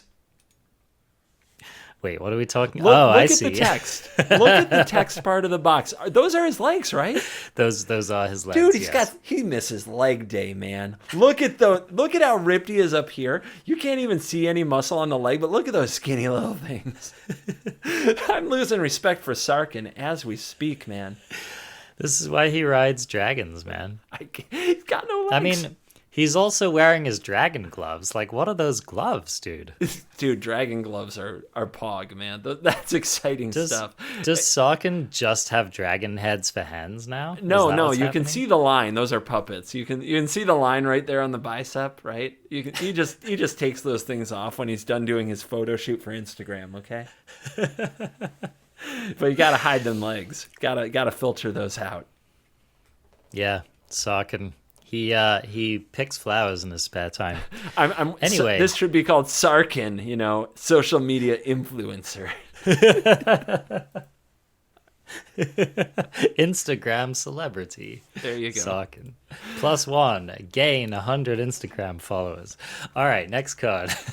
I will read Baffling Defenses. This is 1 and a white for an instant, and it says target creature's base power perpetually becomes 0. That's forever. That creature is done having power unless it gets buffed in some other way. Is forever. Dude, forever, 0. Now, forever. I put this on the list, and we'll get to it soon, but there are some cards that have been banned already in Historic Brawl because you could give the commander a subtraction from their toughness perpetually. And Yes. that's bad because people from now on just don't have a commander. But, I mean, you don't always play a commander for its power, but man, the idea of perpetually making a commander's power 0, and no matter what zone it changes, it always just has no power, that's really brutal. You want to talk about being That is brutal brutal. to aggro mages? How about your commander has no power? How about that? I mean, yeah, I wonder if they're going to ban some of these perpetual cards from the commander format. We're going to have to, from the Brawl format, right? We're going to Yeah. have to see. Yeah, we're going to have to see. But, okay, on the other hand, what if you just played this as a removal spell in Historic? What if Arclight Phoenix has 0 power? Perpetually. It could be pretty nasty for those recurring threats specifically, right? And it's also just like a totally fine way to neutralize a bigger creature like a questing beast. Like, you're not going to feel great about having your questing beast just freaking neutralized, right? Yep. Yeah, I think for 2 mana, it's a really good rate. Like, if it were 1, it would be busted, right? Okay, so here's a question. If it perpetually becomes 0, does that mean that any further effect will not apply? So let's say that after it becomes 0, then, like, they buff it. Does the perpetual not apply then? Depends on the effect, but I think the answer is generally that the effect will It's like we reprinted the card to have 0 power. So if you equip it with a Maul of the Okay. Skyclaves, it has 2 power. It'll have if 2 you, power. Or if you buff it for the turn. Yeah, if you Yep. infuriate Okay. it, it will have 3 power till end of turn. Then it goes back to 0. Got it. Yep. Okay, that makes sense. Yeah, you're right. This card looks like a limited all-star, but it's definitely the kind of card that could just end up being the right removal spell in a certain situation. Yeah, I think it's interesting and notable, but I probably agree. significantly more notable is going to be the other Perpetual card that we'll come to at the end. After this one, stay tuned. Awesome. All right, so next, I'm really glad that you highlighted this card because I definitely wanted to talk about it. Return to the ranks. X white sorcery has Convoke, which it's been a while since the last Ravnica set. Your creatures can help cast this spell. Each creature you tap while casting the spell pays for 1 generic or 1 mana of that creature's color. Return X target creature cards with mana value 2 or less from your graveyard to the battlefield. So, yep, this card has lots of possibilities. This could be part of... Okay, so you know what I'm excited about? I don't know if it makes sense in this shell, but they've printed another card that I want to talk about, Thalia's Lieutenant. Yes, I was trying to decide which one of those to put on this list. And Yes. Yep. So this is just the kind of card you could imagine potentially playing in a list like that. It could also even be a combo card. Okay, Thalia's Lieutenant is a 1/1, and whenever it enters the battlefield, it's 2 mana 1/1, and when it enters the battlefield, put a +1/+1 counter on each human you control, and whenever a human enters the battlefield, put a +1/+1 counter +1/+1 counter on Thalia's Lieutenant. Okay. Yes. And it is a human itself. If Yes. you return to the ranks 4 Thalia's Lieutenants, how big are they? I don't even know. That's crazy. I believe they're all 9/9s. Is that how it stacks up? I think that is correct. They all buff each other in the go wide sense, and then they all buff each other in the go tall sense. I think so. Yeah, because they all see each other because they enter at the same time. Now That's cool. throw in a Hardened Scales. Oh man, CGB. I have no Don't idea. give him any ideas. I mean, that's So, 8 instances of counters, so it's 8 + 1, so it's another 16 counters? I don't know, man. Yep. Yeah, this card is really cool and potentially quite powerful. I'm trying to think of other things. Obviously, Thalia's Lieutenant is sweet. Obviously, ETBs, like anywhere where you can like stack a bunch of ETBs and play cards that create more creatures because then convoking is more powerful. But yeah, this card isn't quite Rally the Ancestors, which was a broken standard deck, but it's trying. Like it's in that ballpark. And Lurrus is a good reason to play a lot of cards that cost 2 or less. So we know we can fill out a deck with those types of cards. Yeah, I mean, one thing that we have learned is that having a deck with only 1 and 2 mana creatures in it can take you across the finish line. So a lot of powerful things to be doing and trying with this card. This is also a card that just gets better the more stuff gets printed into the card pool. So and the fail case of just paying 3 on this and bringing back a 2-drop, it's not great. It's not what the card's designed to do, but it's totally a fine play. Cool. Yeah, very exciting card there. Lots of powerful opportunities. All right, CGB, I'm going to let you take us into this one. This is a doozy, by the way. You're going to make me read this one? Yes, I am. I made a video earlier this week where I just gave up. I got halfway through a certain part of it, and I was like, I'm done. I'm not reading anymore. Yeah, you didn't want to get a law degree just to be able to understand this No, card? it actually broke me. Get it? Anyway, you're about to get it at home, everybody. This is because You're about to cringe. This is Davriel Soul Broker. Now you get it. This is a mythic legendary planeswalker, Davriel, and it is 2 black for 4 loyalty. The +1 says until your next turn, whenever an opponent attacks you and or planeswalkers you control, they discard a card. If they can't, they sacrifice an attacking creature. Just going to pause right there on this +1 to say this is another one of those Ashaya Binding of Old Gods gotcha moments. If the opponent just literally doesn't read the card, and if they don't, who can blame them? If they rip that questing beast off the top and they're hellbent with no hand and they slam it and attack with it and they have to sacrifice it, that's going to be one of the most rage-inducing moments ever. But it's a cool +1. I like the +1. All right. Yep. -2. Now it gets weird. Actually, you know what? I'm not going to read -2 yet. We're going to read -3 first. We're going to read -3 first. That makes sense. -3. Target creature perpetually gets -3, -3. Again, like we reprinted the card to be -3, -3. If your creature has 3 toughness or less, it's just, if it ever re-enters the battlefield, it's dead. Yeah. That is why Davriel Soulbroker is one of the cards that is already banned before even halfway through spoiler season. They banned it in Brawl. From Brawl. Yep. Makes sense. Because if you -3 their kin and commander, they just never have it again.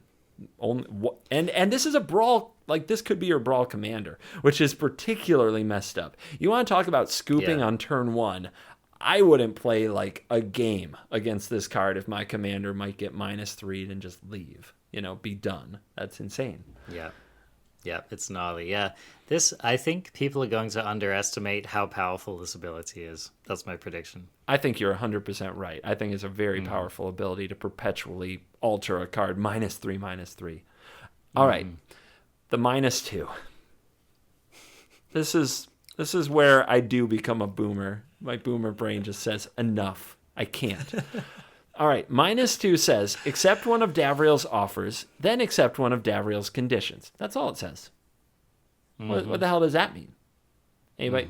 Does anybody know what that means? It's not on the card. Read the card explains the card. No, it doesn't. This is why the boomers are fuming. Reading the card actually does not explain the card. It's not there. So this set comes with a PDF download, which is a little ebook. Yep. It doesn't actually, but No. basically It should. there's like a little separate book which you can choose to read with Davriel, and it basically outlines all of the offers and all of the conditions. Yep. And there are like just some ridiculous number of each of these. Oh, wait, where is it? I'm actually looking for it here on the sites, and they don't have it. Oh, no. Hold on. I know how to find it. Davriel ebook. I've seen offers. Davriel offers. All right, I've seen where people made it into the meme of the I get you get deal meme. This is kind of perfect. Okay, here we go. I found them. All right. So Davriel has 8 offers and 8 conditions. Yep. And I'll just give you a couple samples of them. Samples? So We read the cards here on the Arena Craft podcast. oh snap. All right. And now How you've about been this? ambushed. You started this. Oh gosh. Okay. How about an offer? You read the deals, I'll read the conditions. That sounds good. Here's my conditions, CGB. I'll read the offers and you read the conditions. Sound good? Fine. All right. So, number 1, draw 3 cards. Number 2, conjure Mana Guardian into your hand. Whoa, Mana hold Guardian. on. Now we have to look up what a Mana we have to- Guardian is. Now we have to read this card. Mana Guardian, 2 and a black, creature demon, 4/3. When Mana Guardian dies, each player seeks a non-land card with mana value 2 or less. So we get Seek. Seek. We get to explain a new ability. Are We you haven't ready? even explained Seek yet. This is like, you know what this is like? This is like nested parentheses, It is. dude. This is like what? This is a coder's nightmare. I specifically didn't put a Seek card on the list and put this last for this exact moment. You are such a troll. I am. And I even got you to read it. Oh, I just stepped so hard into that trap, man. All right, well, as your penance, you're going to have to be the one who explains to us what Seek does. That wasn't part of the deal. This is the deal I just made. You're altering the deal. Pray This I is- don't alter it further. This is Arjuna's ultimatum. Okay, fine. So Seek. Seek means that, let me see. How is it worded on this card? I'm trying to remember if this is like a universal thing for Seek or if this is like a thing that just works the way that this card works. I remember, because I remember it from the Changeling. Okay, it says, each player seeks a non-land card with mana value 2 or less when Mana Guardian dies. So, Seek, basically, it's a tutor, but the tutoring is done completely at random. So, there's no need to scroll and choose and tank and run your timer and shuffle or anything like that. It's just, boom, here's the card. In this case, when this dies, each player seeks a non-land card of mana value 2 or less. A card is just going to appear, or maybe there'll be a snappy animation in your hand. It will be one of the cards, I assume, from your deck. Yes, it does go into your library. If it were from anywhere in the game, that would be bizarre. But yeah, it will be a card from your deck with mana value 2 or less, chosen at random from the cards in your deck that have mana value 2 or less that are not lands. So, if your only non-land card of mana value 2 or less is, like, for some reason you set it up to be such a way that you can only get this one card, you'll get that card. But for the most part, there's a random element to it. Really bizarre ability, but there's some other seek cards that, like, when it enters the battlefield, seek a creature from your library that shares the most common creature type in your library, right? And that card just whoosh, it's in your hand. And it's not like Conjuring, which makes an additional copy. This is the card from the deck, so your deck is now -1 of those things, and it had to be in your deck to begin with. How'd I do? How'd I do? You did great, CGB. Thanks. Appreciate it. You did great. We've reached a bargain. So. Okay, so that's Mana Guardian. That, incidentally, is just a card that you can play regularly as well, I'm pretty sure. Yep. So there you go. So the third one, return 2 random creature cards from your graveyard to your hand. They perpetually gain +1/+1. Number 4, return a random creature card with the highest mana value from among cards in your graveyard to the battlefield.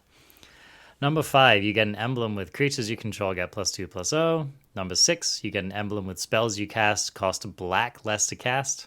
Number 7, you get an emblem with Davriel Planeswalkers you control have +2, draw a card. Okay, we're altering the deal even more here. And then and then 8, you get an emblem with whenever you draw a card, you gain 2 life. So, and let me stop and ask you, CGB, do you get to pick any one of these and any one of the conditions, or are you given like a random Sam? I think I heard somewhere you get to choose 3 at random. I was waiting to jump in with that. Yes, the game will select 3 of these at random and present them to you to make your decision. Right. So there you go. You don't even. It's not like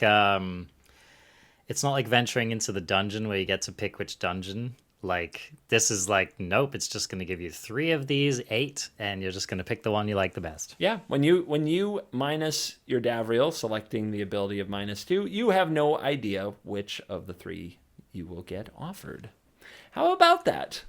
Doesn't that sound fun? But it sounds amazing. On top of that, you'll get the 3, you will make your selection, and then, and only then, you will receive the conditions. So you don't see the conditions before you make the selection. Correct.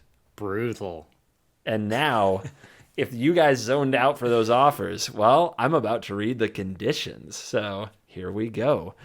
The conditions that you may get offered include you lose 6 life, exile 2 cards from your hand if fewer than, or wait, I better find a way to divide them. You did them 1 by 1, 2, 3. I'm going to do that. Number 1, you lose 6 life. Number 2, exile 2 cards from your hand. If fewer than 2 cards were exiled this way, each opponent draws cards equal to the difference. So there's no getting out of it by being hellbent. Your opponent gets to draw. Ugh. Number 3, sacrifice 2 permanents. Sacrifice this permanent. Number 4, each creature you don't control perpetually gains +1/+1. Number 5, you get an emblem with creatures you control get -1/-0. Number 6, you get an emblem with spells you cast cost black more to cast. Number 8, you get an emblem with whenever you draw a card, exile the top 2 cards of your library. Wow, self-mill. Is that 8? Wait, I said 8. Okay, there's 9. 7. Okay, so I guess. Yeah, that was 7, all right. yeah. All right, 7. 8. You get an emblem with, at the beginning of your upkeep, you lose 1 life for each creature you control. Wow. Just wow. You know what'd be amazing is if the best of your offers was spells you cast cost black less to cast, and then you looked at the conditions and you realized that the only one you wanted was spells you cast cost black more to cast, and you just minused for 0 value. That would I swear be that's why it's in there. Yeah, that's such a troll, man. So sometime you just break that. even and you get out of the deal, you know? I mean, the flavor of this card is just off the chain, man. Like, you can tell that, like, a whole team just got off on designing this card. I guess. Good for them. I just shut down around the point of conjure a Manor Guardian in your hand, and I had to go read what a Manor Guardian was, and I was like, no. I'm just going to scoop as soon as my opponent minuses a Davriel. I've had it. You know what I'm already over with playing against this card? Is just the opponent tanking freaking all turn. Can you imagine, dude? Can you imagine? They're going to have to read Mana Guardian while they're making their choice. Yeah, or look it up. Here's the thing, right? There should be like a speedrunning Davriel offers, like, incentive. Just like roll the dice, right? That would be sweet. Oh, sure. If these were just chosen at random and there were no choice on them, it would be absolute mayhem, I think. So I think you do have to have the choice to get the full effect, but the amount of time it could take, it's really weird because they create Seek and they pitch Seek as, look how cool Seek is. You don't have to go make a decision. You don't have to shuffle. You don't have to. It's like a snappy tutor. You're just done. It grabs the thing, and then they make this card, which is like, well, tank forever and get all these like unpredictable decision trees of options. Where if you try to min max it, you're probably going to make your head explode, and if you just select at random, God knows what'll happen. Yep. Oh my gosh. This card's gonna make many heads spin, man. But I mean, sweet design, sweet flavor. I can't dislike it. You can't? I dislike it strongly. Really? Oh yeah. I'm into this it, is a man. card that just boils my bottoms. I don't know. For some reason, this strikes me as a very CGB card. Maybe CGB in a different kind of mood, Yeah, That there you guy. go. This is like CGB after a long day of grinding the ladder. He waxes up his mustache, puts on his jacket, has a different kind of fun. There you go. Well, so we've reached the end of the list of cards that CGB had highlighted for us to read. There's a couple of other cards that have been printed that I want to touch on quickly before we call it a wrap today. Is it called printed? That's an excellent question. Yep. Cards that have been devised, shall we say? Go on. Okay, so the first one I want to read is Bizarre Trade Mage. One of the reasons I want to read this card is that it reminds me of one of my favorite Magic cards of all time, Serendib Efreet. So, Bizarre Trade Mage. 2 and a blue, creature human wizard at rare. It has flying. It is a 3/4. So 3/4 flyer for 3 already is pretty sweet. When Bizarre Trade Mage enters the battlefield, draw 2 cards, then discard 3 cards. Oh my gosh, it's Serendib Efreet. It's 2 Arabian Night cards tied together. It's Serendib Efreet and Bazaar of Baghdad. Exactly. So not only is this card a total flavor win, but this is just like a total, this is a combo enabler. This is a Hollow One enabler, if I've ever seen one. Yep. This card single-handedly allows you to play as many Hollow Wands as you can find on the turn that you play it. Yeah. Madness, like we said, is going to be in the set with Fiery Temper and Blazing Rootwalla. Blazing Rootwalla is 1 red for a 1/1, but you can cast it for 0 if you discard it. And it also has the ability to tap a red to give it +2/+0 once a turn. It's a very good card. This card is great with that card. So there's definitely going to be a Madness archetype kind of on its way. Yep, and I mean, this is a card that could just slot straight into Is It Phoenix, right? Maybe you don't find room for it, but I think it's sweet. And I want to talk about Serendib Efreet being one of your favorite cards. I didn't know this about you. Yes. So Serendib Efreet is one of the first rares I ever opened out of a revised booster. And I just, I was so weirded out because it was misprinted as green. Because it was a green card. Yeah, it was a green card with a blue cost. casting cost. Bingo. Exactly. And I spent a year looking for other cards in that misprinted way. I thought I could get a Nightmare that was blue, for example. Oh, wow. Like I Okay. was asking everybody, do you have anything like this? And they all look at it like, what the hell is that? And I'm like, I'm looking for more like this because I love the color blue, but I play the color black. So I was looking for black cards that were blue cards. And now that was a stupid question, but that misprint alone like blew my mind. It was so cool, man. It was one of the early Magic oddities. And the cool thing about it was that I think that so the casting cost and the text on the card was correct, and it was the color and the art that was incorrect. And so it was actually there was a different card. I don't know what the green card was, but we basically got the art and the border from that other card. Yeah, I don't But remember the name either. so By the way, if you want a revised edition of this now, you can actually get one for only $7.72. I might get that just as a throwback piece. just as a flavor win. Yeah, Yeah, I mean, Bottle Brush. We need the art from the revised version. The Yep. green card with the blue casting cost. yeah. And when you see the original, what it was supposed to be afterwards, it's kind of a letdown, honestly. It is. So it will forever in my mind be the green version of the card. But yeah, you'll be proud of me, CGB. I was a dirty Simic mage from the very start. The first Magic deck that I built that I was really proud of, it was like Soul Rings, Surrender Befreets, Counter Spells, and I don't even remember what else was in it, but it was just fun times, man. Beautiful. It's just Fun beautiful. times. Definitely caused some frustration for my opponents at the kitchen table. All right. Man, there's a lot of cool cards in this set. I'm going to try to keep it brief. Let's go with Bloodbraid Marauder. This is 1 and a red creature human berserker at rare. It is a 3/1. It cannot block. But wait, there's more. It has Delirium on it. This card has 2 mechanics, which we are not used to in Arena on. So I'm going to read one of them, Delirium. Basically, Delirium gives you an extra effect, but only if you have 4 or more card types among cards in your graveyard. Card types meaning like top level card types, so we're talking land, creature, instant, sorcery, enchantment, artifact. I think that's what we've got. Planeswalker. Planeswalker, yep. And then, of course, if you go back in Magic's history, they also have tribal cards, which is super weird. Doesn't which count for matter. Delirium Doesn't too. matter. Doesn't matter right now for Arena. Boomer reference. Anyway, so the effect on this card, if you have Delirium enabled, is this spell has Cascade as long as you have 4 or more card types among cards in your graveyard. Cascade is a whole other kettle of fish. Cascade says, when you cast the spell, exile cards from the top of your library until you exile a non-land card that costs less.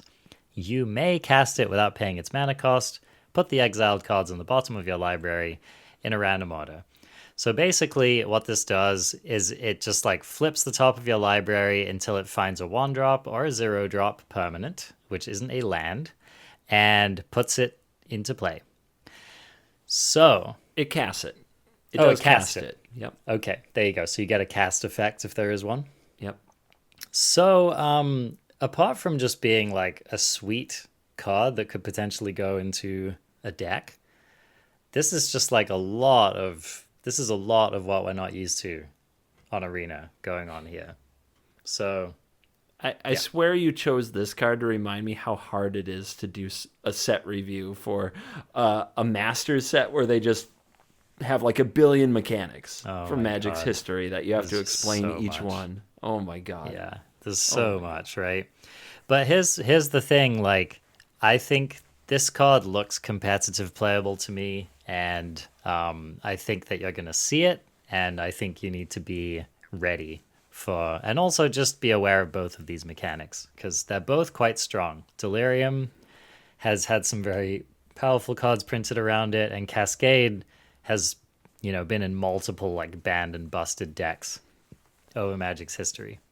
I am not convinced that this will be a highly played card. I'm not sure that Delirium is going to get there, or that cards that help you get Delirium are going to line up well with a 2-mana 3/1. But there is I think that there is another card that is both a Delirium card and helps enable itself, and that is Dragon's Rage Channeler that will be Yes. highly played. And I'm actually happy about it, so I'm going to read this card if that's cool. Lay it on us. Dragon's Rage Channeler is 1 red for a 1/1 human shaman. Uncommon. I said before, when there are good cards that are uncommon, like it's mana from heaven, because that's like, this is an expensive set, man. Anyway, whenever you cast a non-creature spell, surveil 1.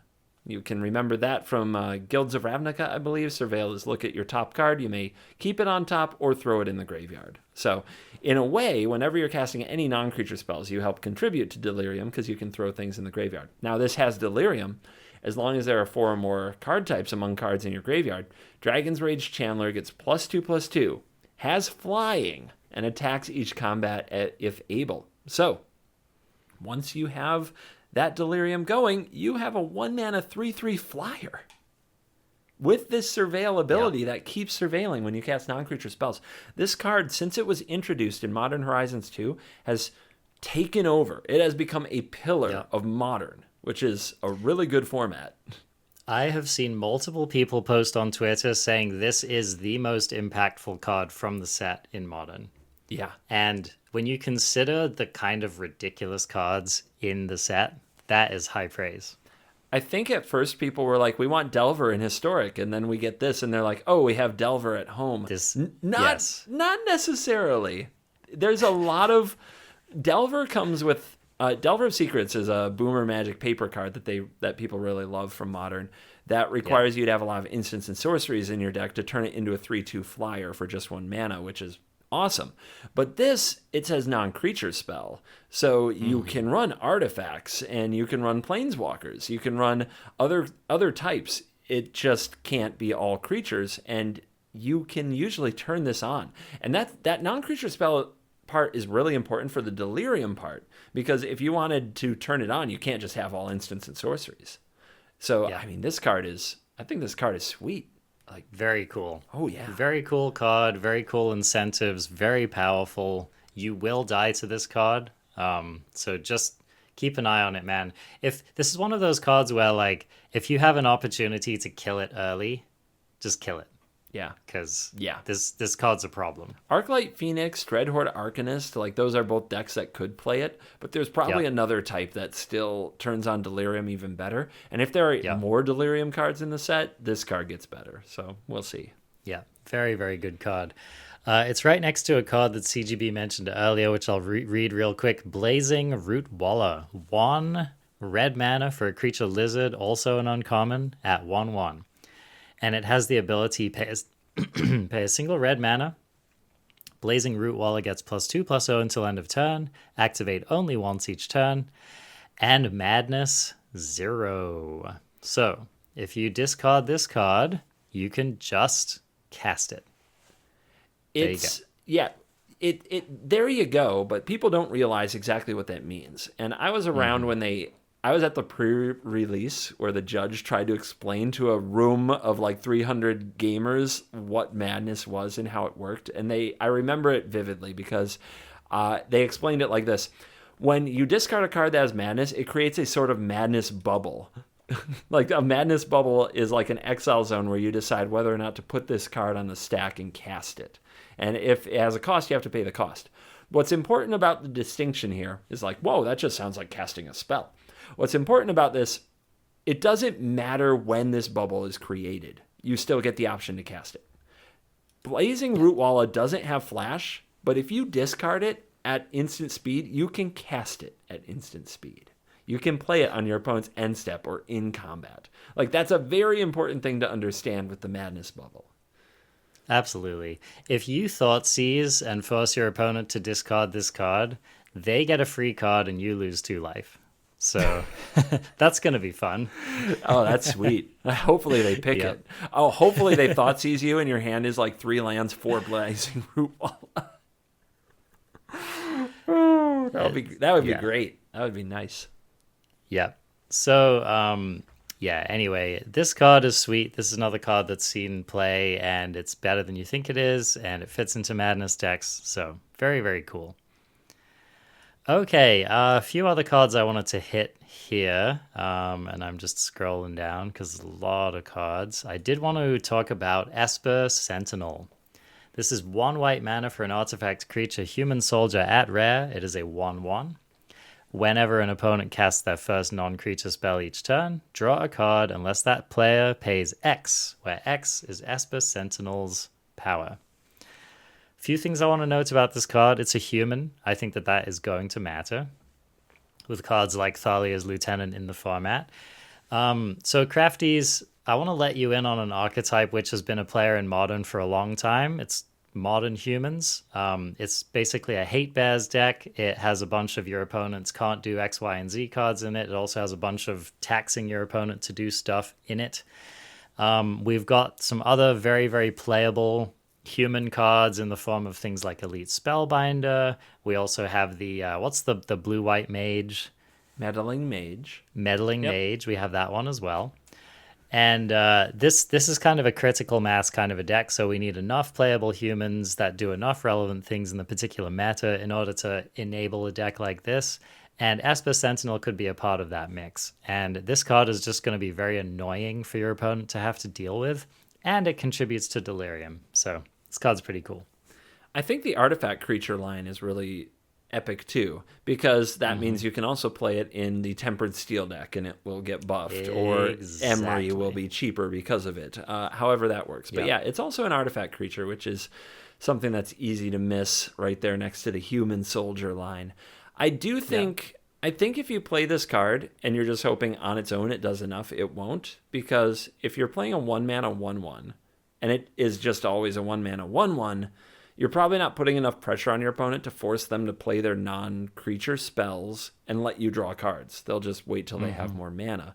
But if you have ways to buff this, either or benefit from it either being an artifact or human, then now you're putting pressure on your opponent to have to cast their non-creature spells, and now that you're going to end up drawing some cards, which is nice. Yep.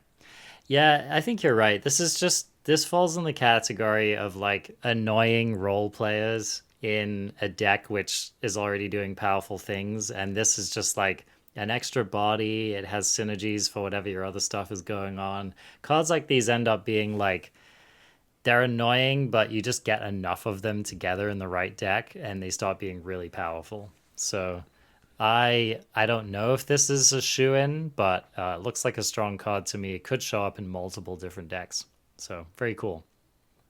Okay, skipping over a bunch of very interesting looking cards because we just don't really have time for all of them. But the next card that I want to read is part of, they are basically like, they're telling us, hey, we want you to play enchantment-based decks in Historic, and they've given us a number of cards that could be extremely powerful in the archetypes. The first one I want to read is Sanctum Weaver. 1 and a green enchantment creature Dryad at rare. This is an 0/2. You can tap it to add X mana of any one color, where X is the number of enchantments you control. That is a very dangerous line of text to have on a creature card as cheap as this. So this, as a baseline, adds 1 mana of any color because it counts itself.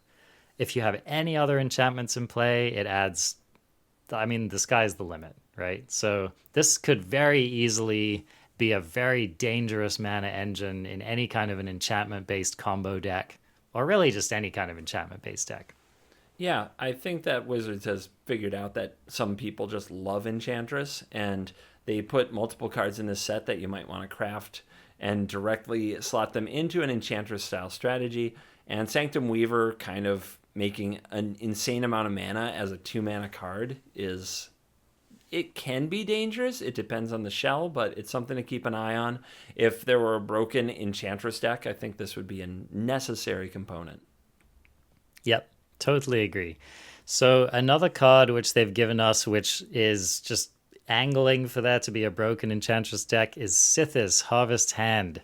This is green and a white for a 1/2 legendary enchantment creature nymph, also at rare. Man, this enchantment deck's gonna just drain your wild cards, I'm telling you right now.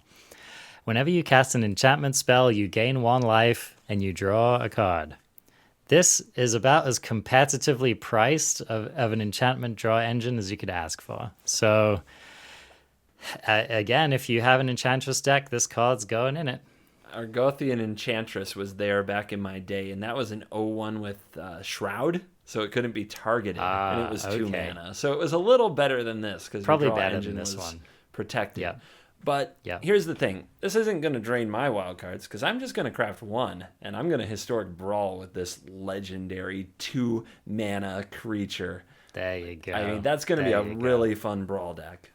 Yep, totally. So, yeah, fun stuff. Powerful card, price to move, might be part of a busted enchantment deck. Okay, there's another card I wanted to highlight just because it's totally wild. So, Tome of the Infinite. 2 and a blue legendary artifact at rare, CGB's favorite card from the set. You can tap a blue mana and tap it, conjure a random card from Tome of the Infinite spellbook into your hand. It perpetually gains. You may spend mana as though it were mana of any color to cast this spell. So, do you want to know some of the wonderful cards that are in this spellbook? Oh, I'm sure they CGB? want to know. How could we talk about the card without talking about the 8 or 10 or whatever it is other cards in the spell book? But you opened this door, so I did. Now I have to actually find the damn thing, man. you gotta find the spell book. Oh no. Why is it not here? It I Googled it, man. Dude. Wizards, get it together, man. Get it together. What? But Arjuna, reading the card explains the card.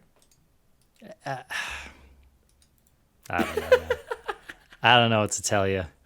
I don't know. There are people at home who are loving this because Okay. they're like, this is everything that's wrong. Anyway, I have the list Yeah. if you want. I also found it. All right. So, cards on this list range from laughably bad to amazing. So, first card, Light of Hope. We all know what this does. 1 white instant, choose 1, gain 4 life, destroy target enchantment, put a +1/+1 counter on target creature. But you could also get to cast cards such as Swords to Plowshares. Very, very good removal spell. I'm not going to read all of these crafties. You just have to remember what they do. Line drawn. Yep. Swords to Plowshares, Dark Ritual, Duress, Lightning Bolt, Fog, Giant Growth. But Arjuna, Fog has never been printed in Arena. Why are we not reading Fog?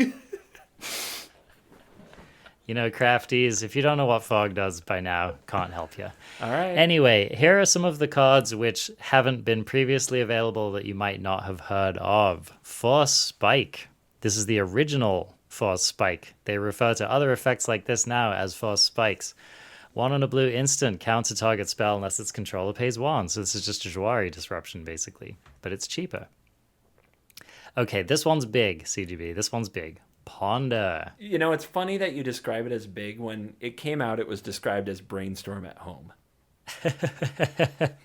That's what they did. They removed Brainstorm from the format, and then they gave us the at-home version, which you have to spend 3 mana just to get, by the way. So Ponder, sorcery for 1 blue mana. Look at the top 3 cards of your library, then put them back in any order. You may shuffle your library. That's an important line of text, and then you get to draw a card. What's So, important very, about the very- line of text is the may. You may. Yes. You don't have to. Yep. So, really, really good. Sometimes that shuffle is really what you need. And then we have Assault Strobe. 1 red, sorcery. Target creature gains double strike until end of turn if you just need to finish the game. So, anyway, those are the 10 cards in the spellbook. Boy, what do you think? I mean, here's the problem, right? You have to spend 3 mana to get any of these 1 mana cards into your hand. So the question is, is the versatility going to be good enough? I suppose Dark Ritual is pretty sweet, right? Yes and no. Like, it's 3 mana, and then you have to use 1 in a tap. So, your upfront cost is 4 mana to get 1 of these. But then every turn after that, you're generating a new 1 mana card for free. And you don't know what it's going to be. If you're playing a control deck and you get an Assault Strobe or a Giant Growth, you're probably feeling a bit like a dummy. And hitting Force Spike is probably really bad because at that stage of the game, making them pay 1 more isn't great. Plus, if they know what the Tome of the Infinite spellbook is, they know that Force Spike is in the range. So them playing Yeah. into it is much less likely. This can be done at instant speed. You can wait till your opponent puts something on the stack and then see what you conjure, see whether or not you hit that Force Spike. But then again, like the fluctuation here is insane. You might just hit banned cards. Lightning Bolt, Swords of Plowshares, OP, banned from Historic, out of the Mystical Archive before they even got a chance to get played. Same with Dark Ritual. Okay, let's just talk about it. Like, what about the guy who's at 9 and you just conjure 3 straight Lightning Bolts? I mean, yep, that's going to be amazing.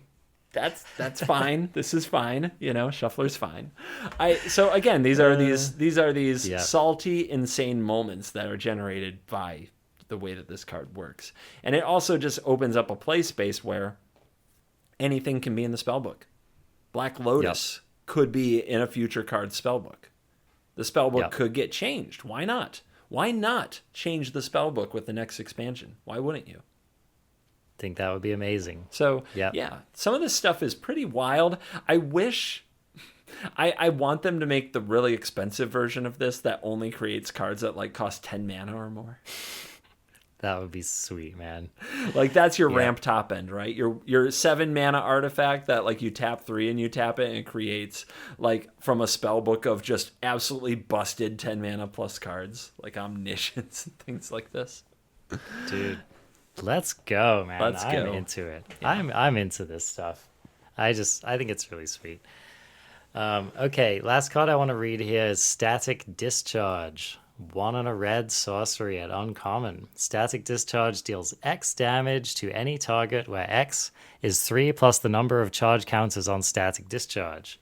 Then put a perpetual charge counter on this card and each card named Static Discharge in your hand, library, and graveyard. So basically what this card does, the first time you cast it, it does 3 damage to any target. Next time you cast it, it does 4. Next does 5. Next does 6. If you have any way of recurring these, it keeps going. Mm-hmm. So this looks like a real card to me, man. Like in any deck that wants the effect, like this card, it scales with the game. In the late game, you can just freaking dome your opponent and end the game. I don't know. I'm excited about this card.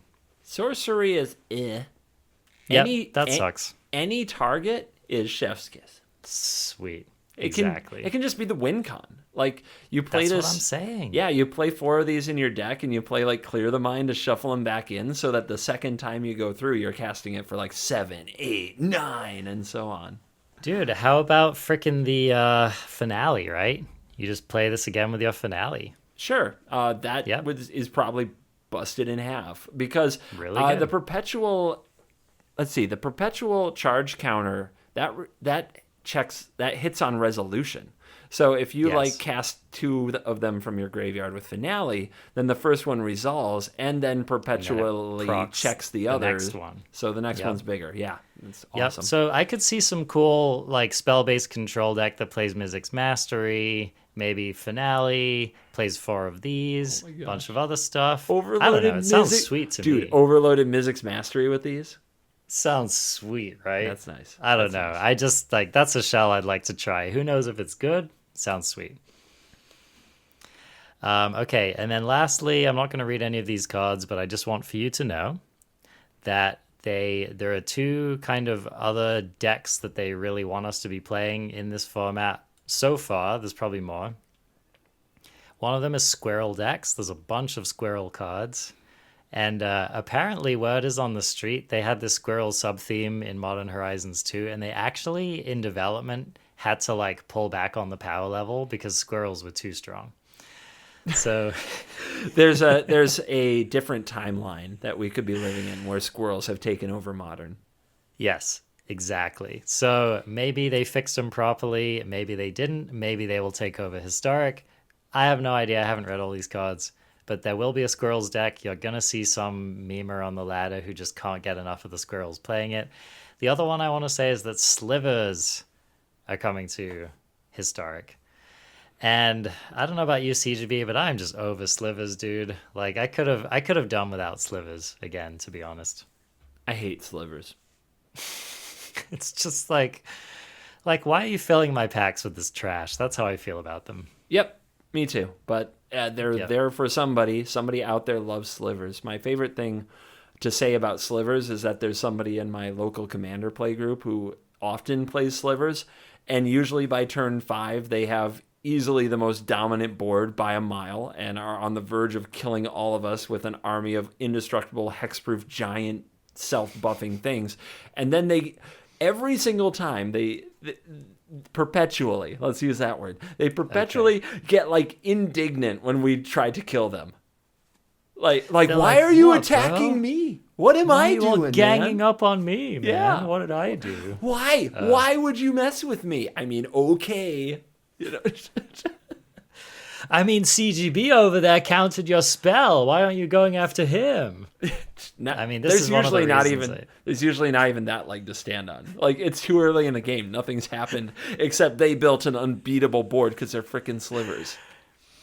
This is one of the reasons I play Commander very rarely, CGB, is I don't want to have those kind of conversations. I like the covenant of 1v1.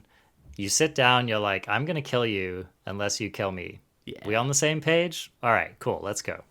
Me too. People really want multiplayer in Arena. Y'all are cut from a different cloth from me, Man. Nope. I Yeah, like good. anonymous opponent. People who wanted a friends list, I'm like, why? What's the point? You're just here to kill them anyway. No, I'm cut from a different cloth. I want anonymous enemies that I can slay with no guilt. That's what I'm here for. Indeed, which I think is why you and I are a good match here on the ArenaCraft podcast. That wraps up everything that I wanted to say about this set. Any closing thoughts from you, CGB? I'm tired. Yep. All right. There you go. That's a wrap. There will be many, many more cards. All right, crafties. So we're just going to try to cherry pick from among the ones that we feel relevant to talk about. Thanks for sitting through that. It was a lot. But yeah, this set looks really sweet. I'm stoked. It will reinvigorate my interest in Historic. I'll probably be playing some of these cards in Historic Brawl as well. And so we just have a lot to look forward to the end. This show, you can listen to this show on just about any podcast platform. We're also on Spotify. If you are an audio listener, you can also watch the video version on Covert Go Blue's channel. Covert Go Blue streams all the time on Twitch, twitch.tv/Covert Go Blue. You can find me on Twitch as well, /ArenaCraft podcast. We have a Patreon. And we love it when people go and join that Patreon. You can join for as little as $2.99 US, and it's a way that you help to support the show. You provide livelihoods for our editors, Bottlebrush and now Fernando. Welcome to the fold, Fernando, who will have edited this show today. And it also provides livelihoods, of course, for Covert Go Blue and myself. So you are actually paying people's salaries here, and it is a good thing. So we appreciate all of our patrons. Finally, I wanted to thank everyone who has joined the Discord channel recently. We've had literally an insane number of people joining the Discord just over the last week or two. Oh, I don't even really know why, but it's just been a massive influx of people. So welcome to the Discord. It's a cool place. Come join the folks, hang out, talk about decks, get your questions answered. The more of you that we have in there, the higher quality and broader range of people that will be in there for you to hang out with. So come join. CGB, in the meantime, I'll be shaking my fist at the 2022 matchmaking algorithm, and I will catch you next time. Later, crafties.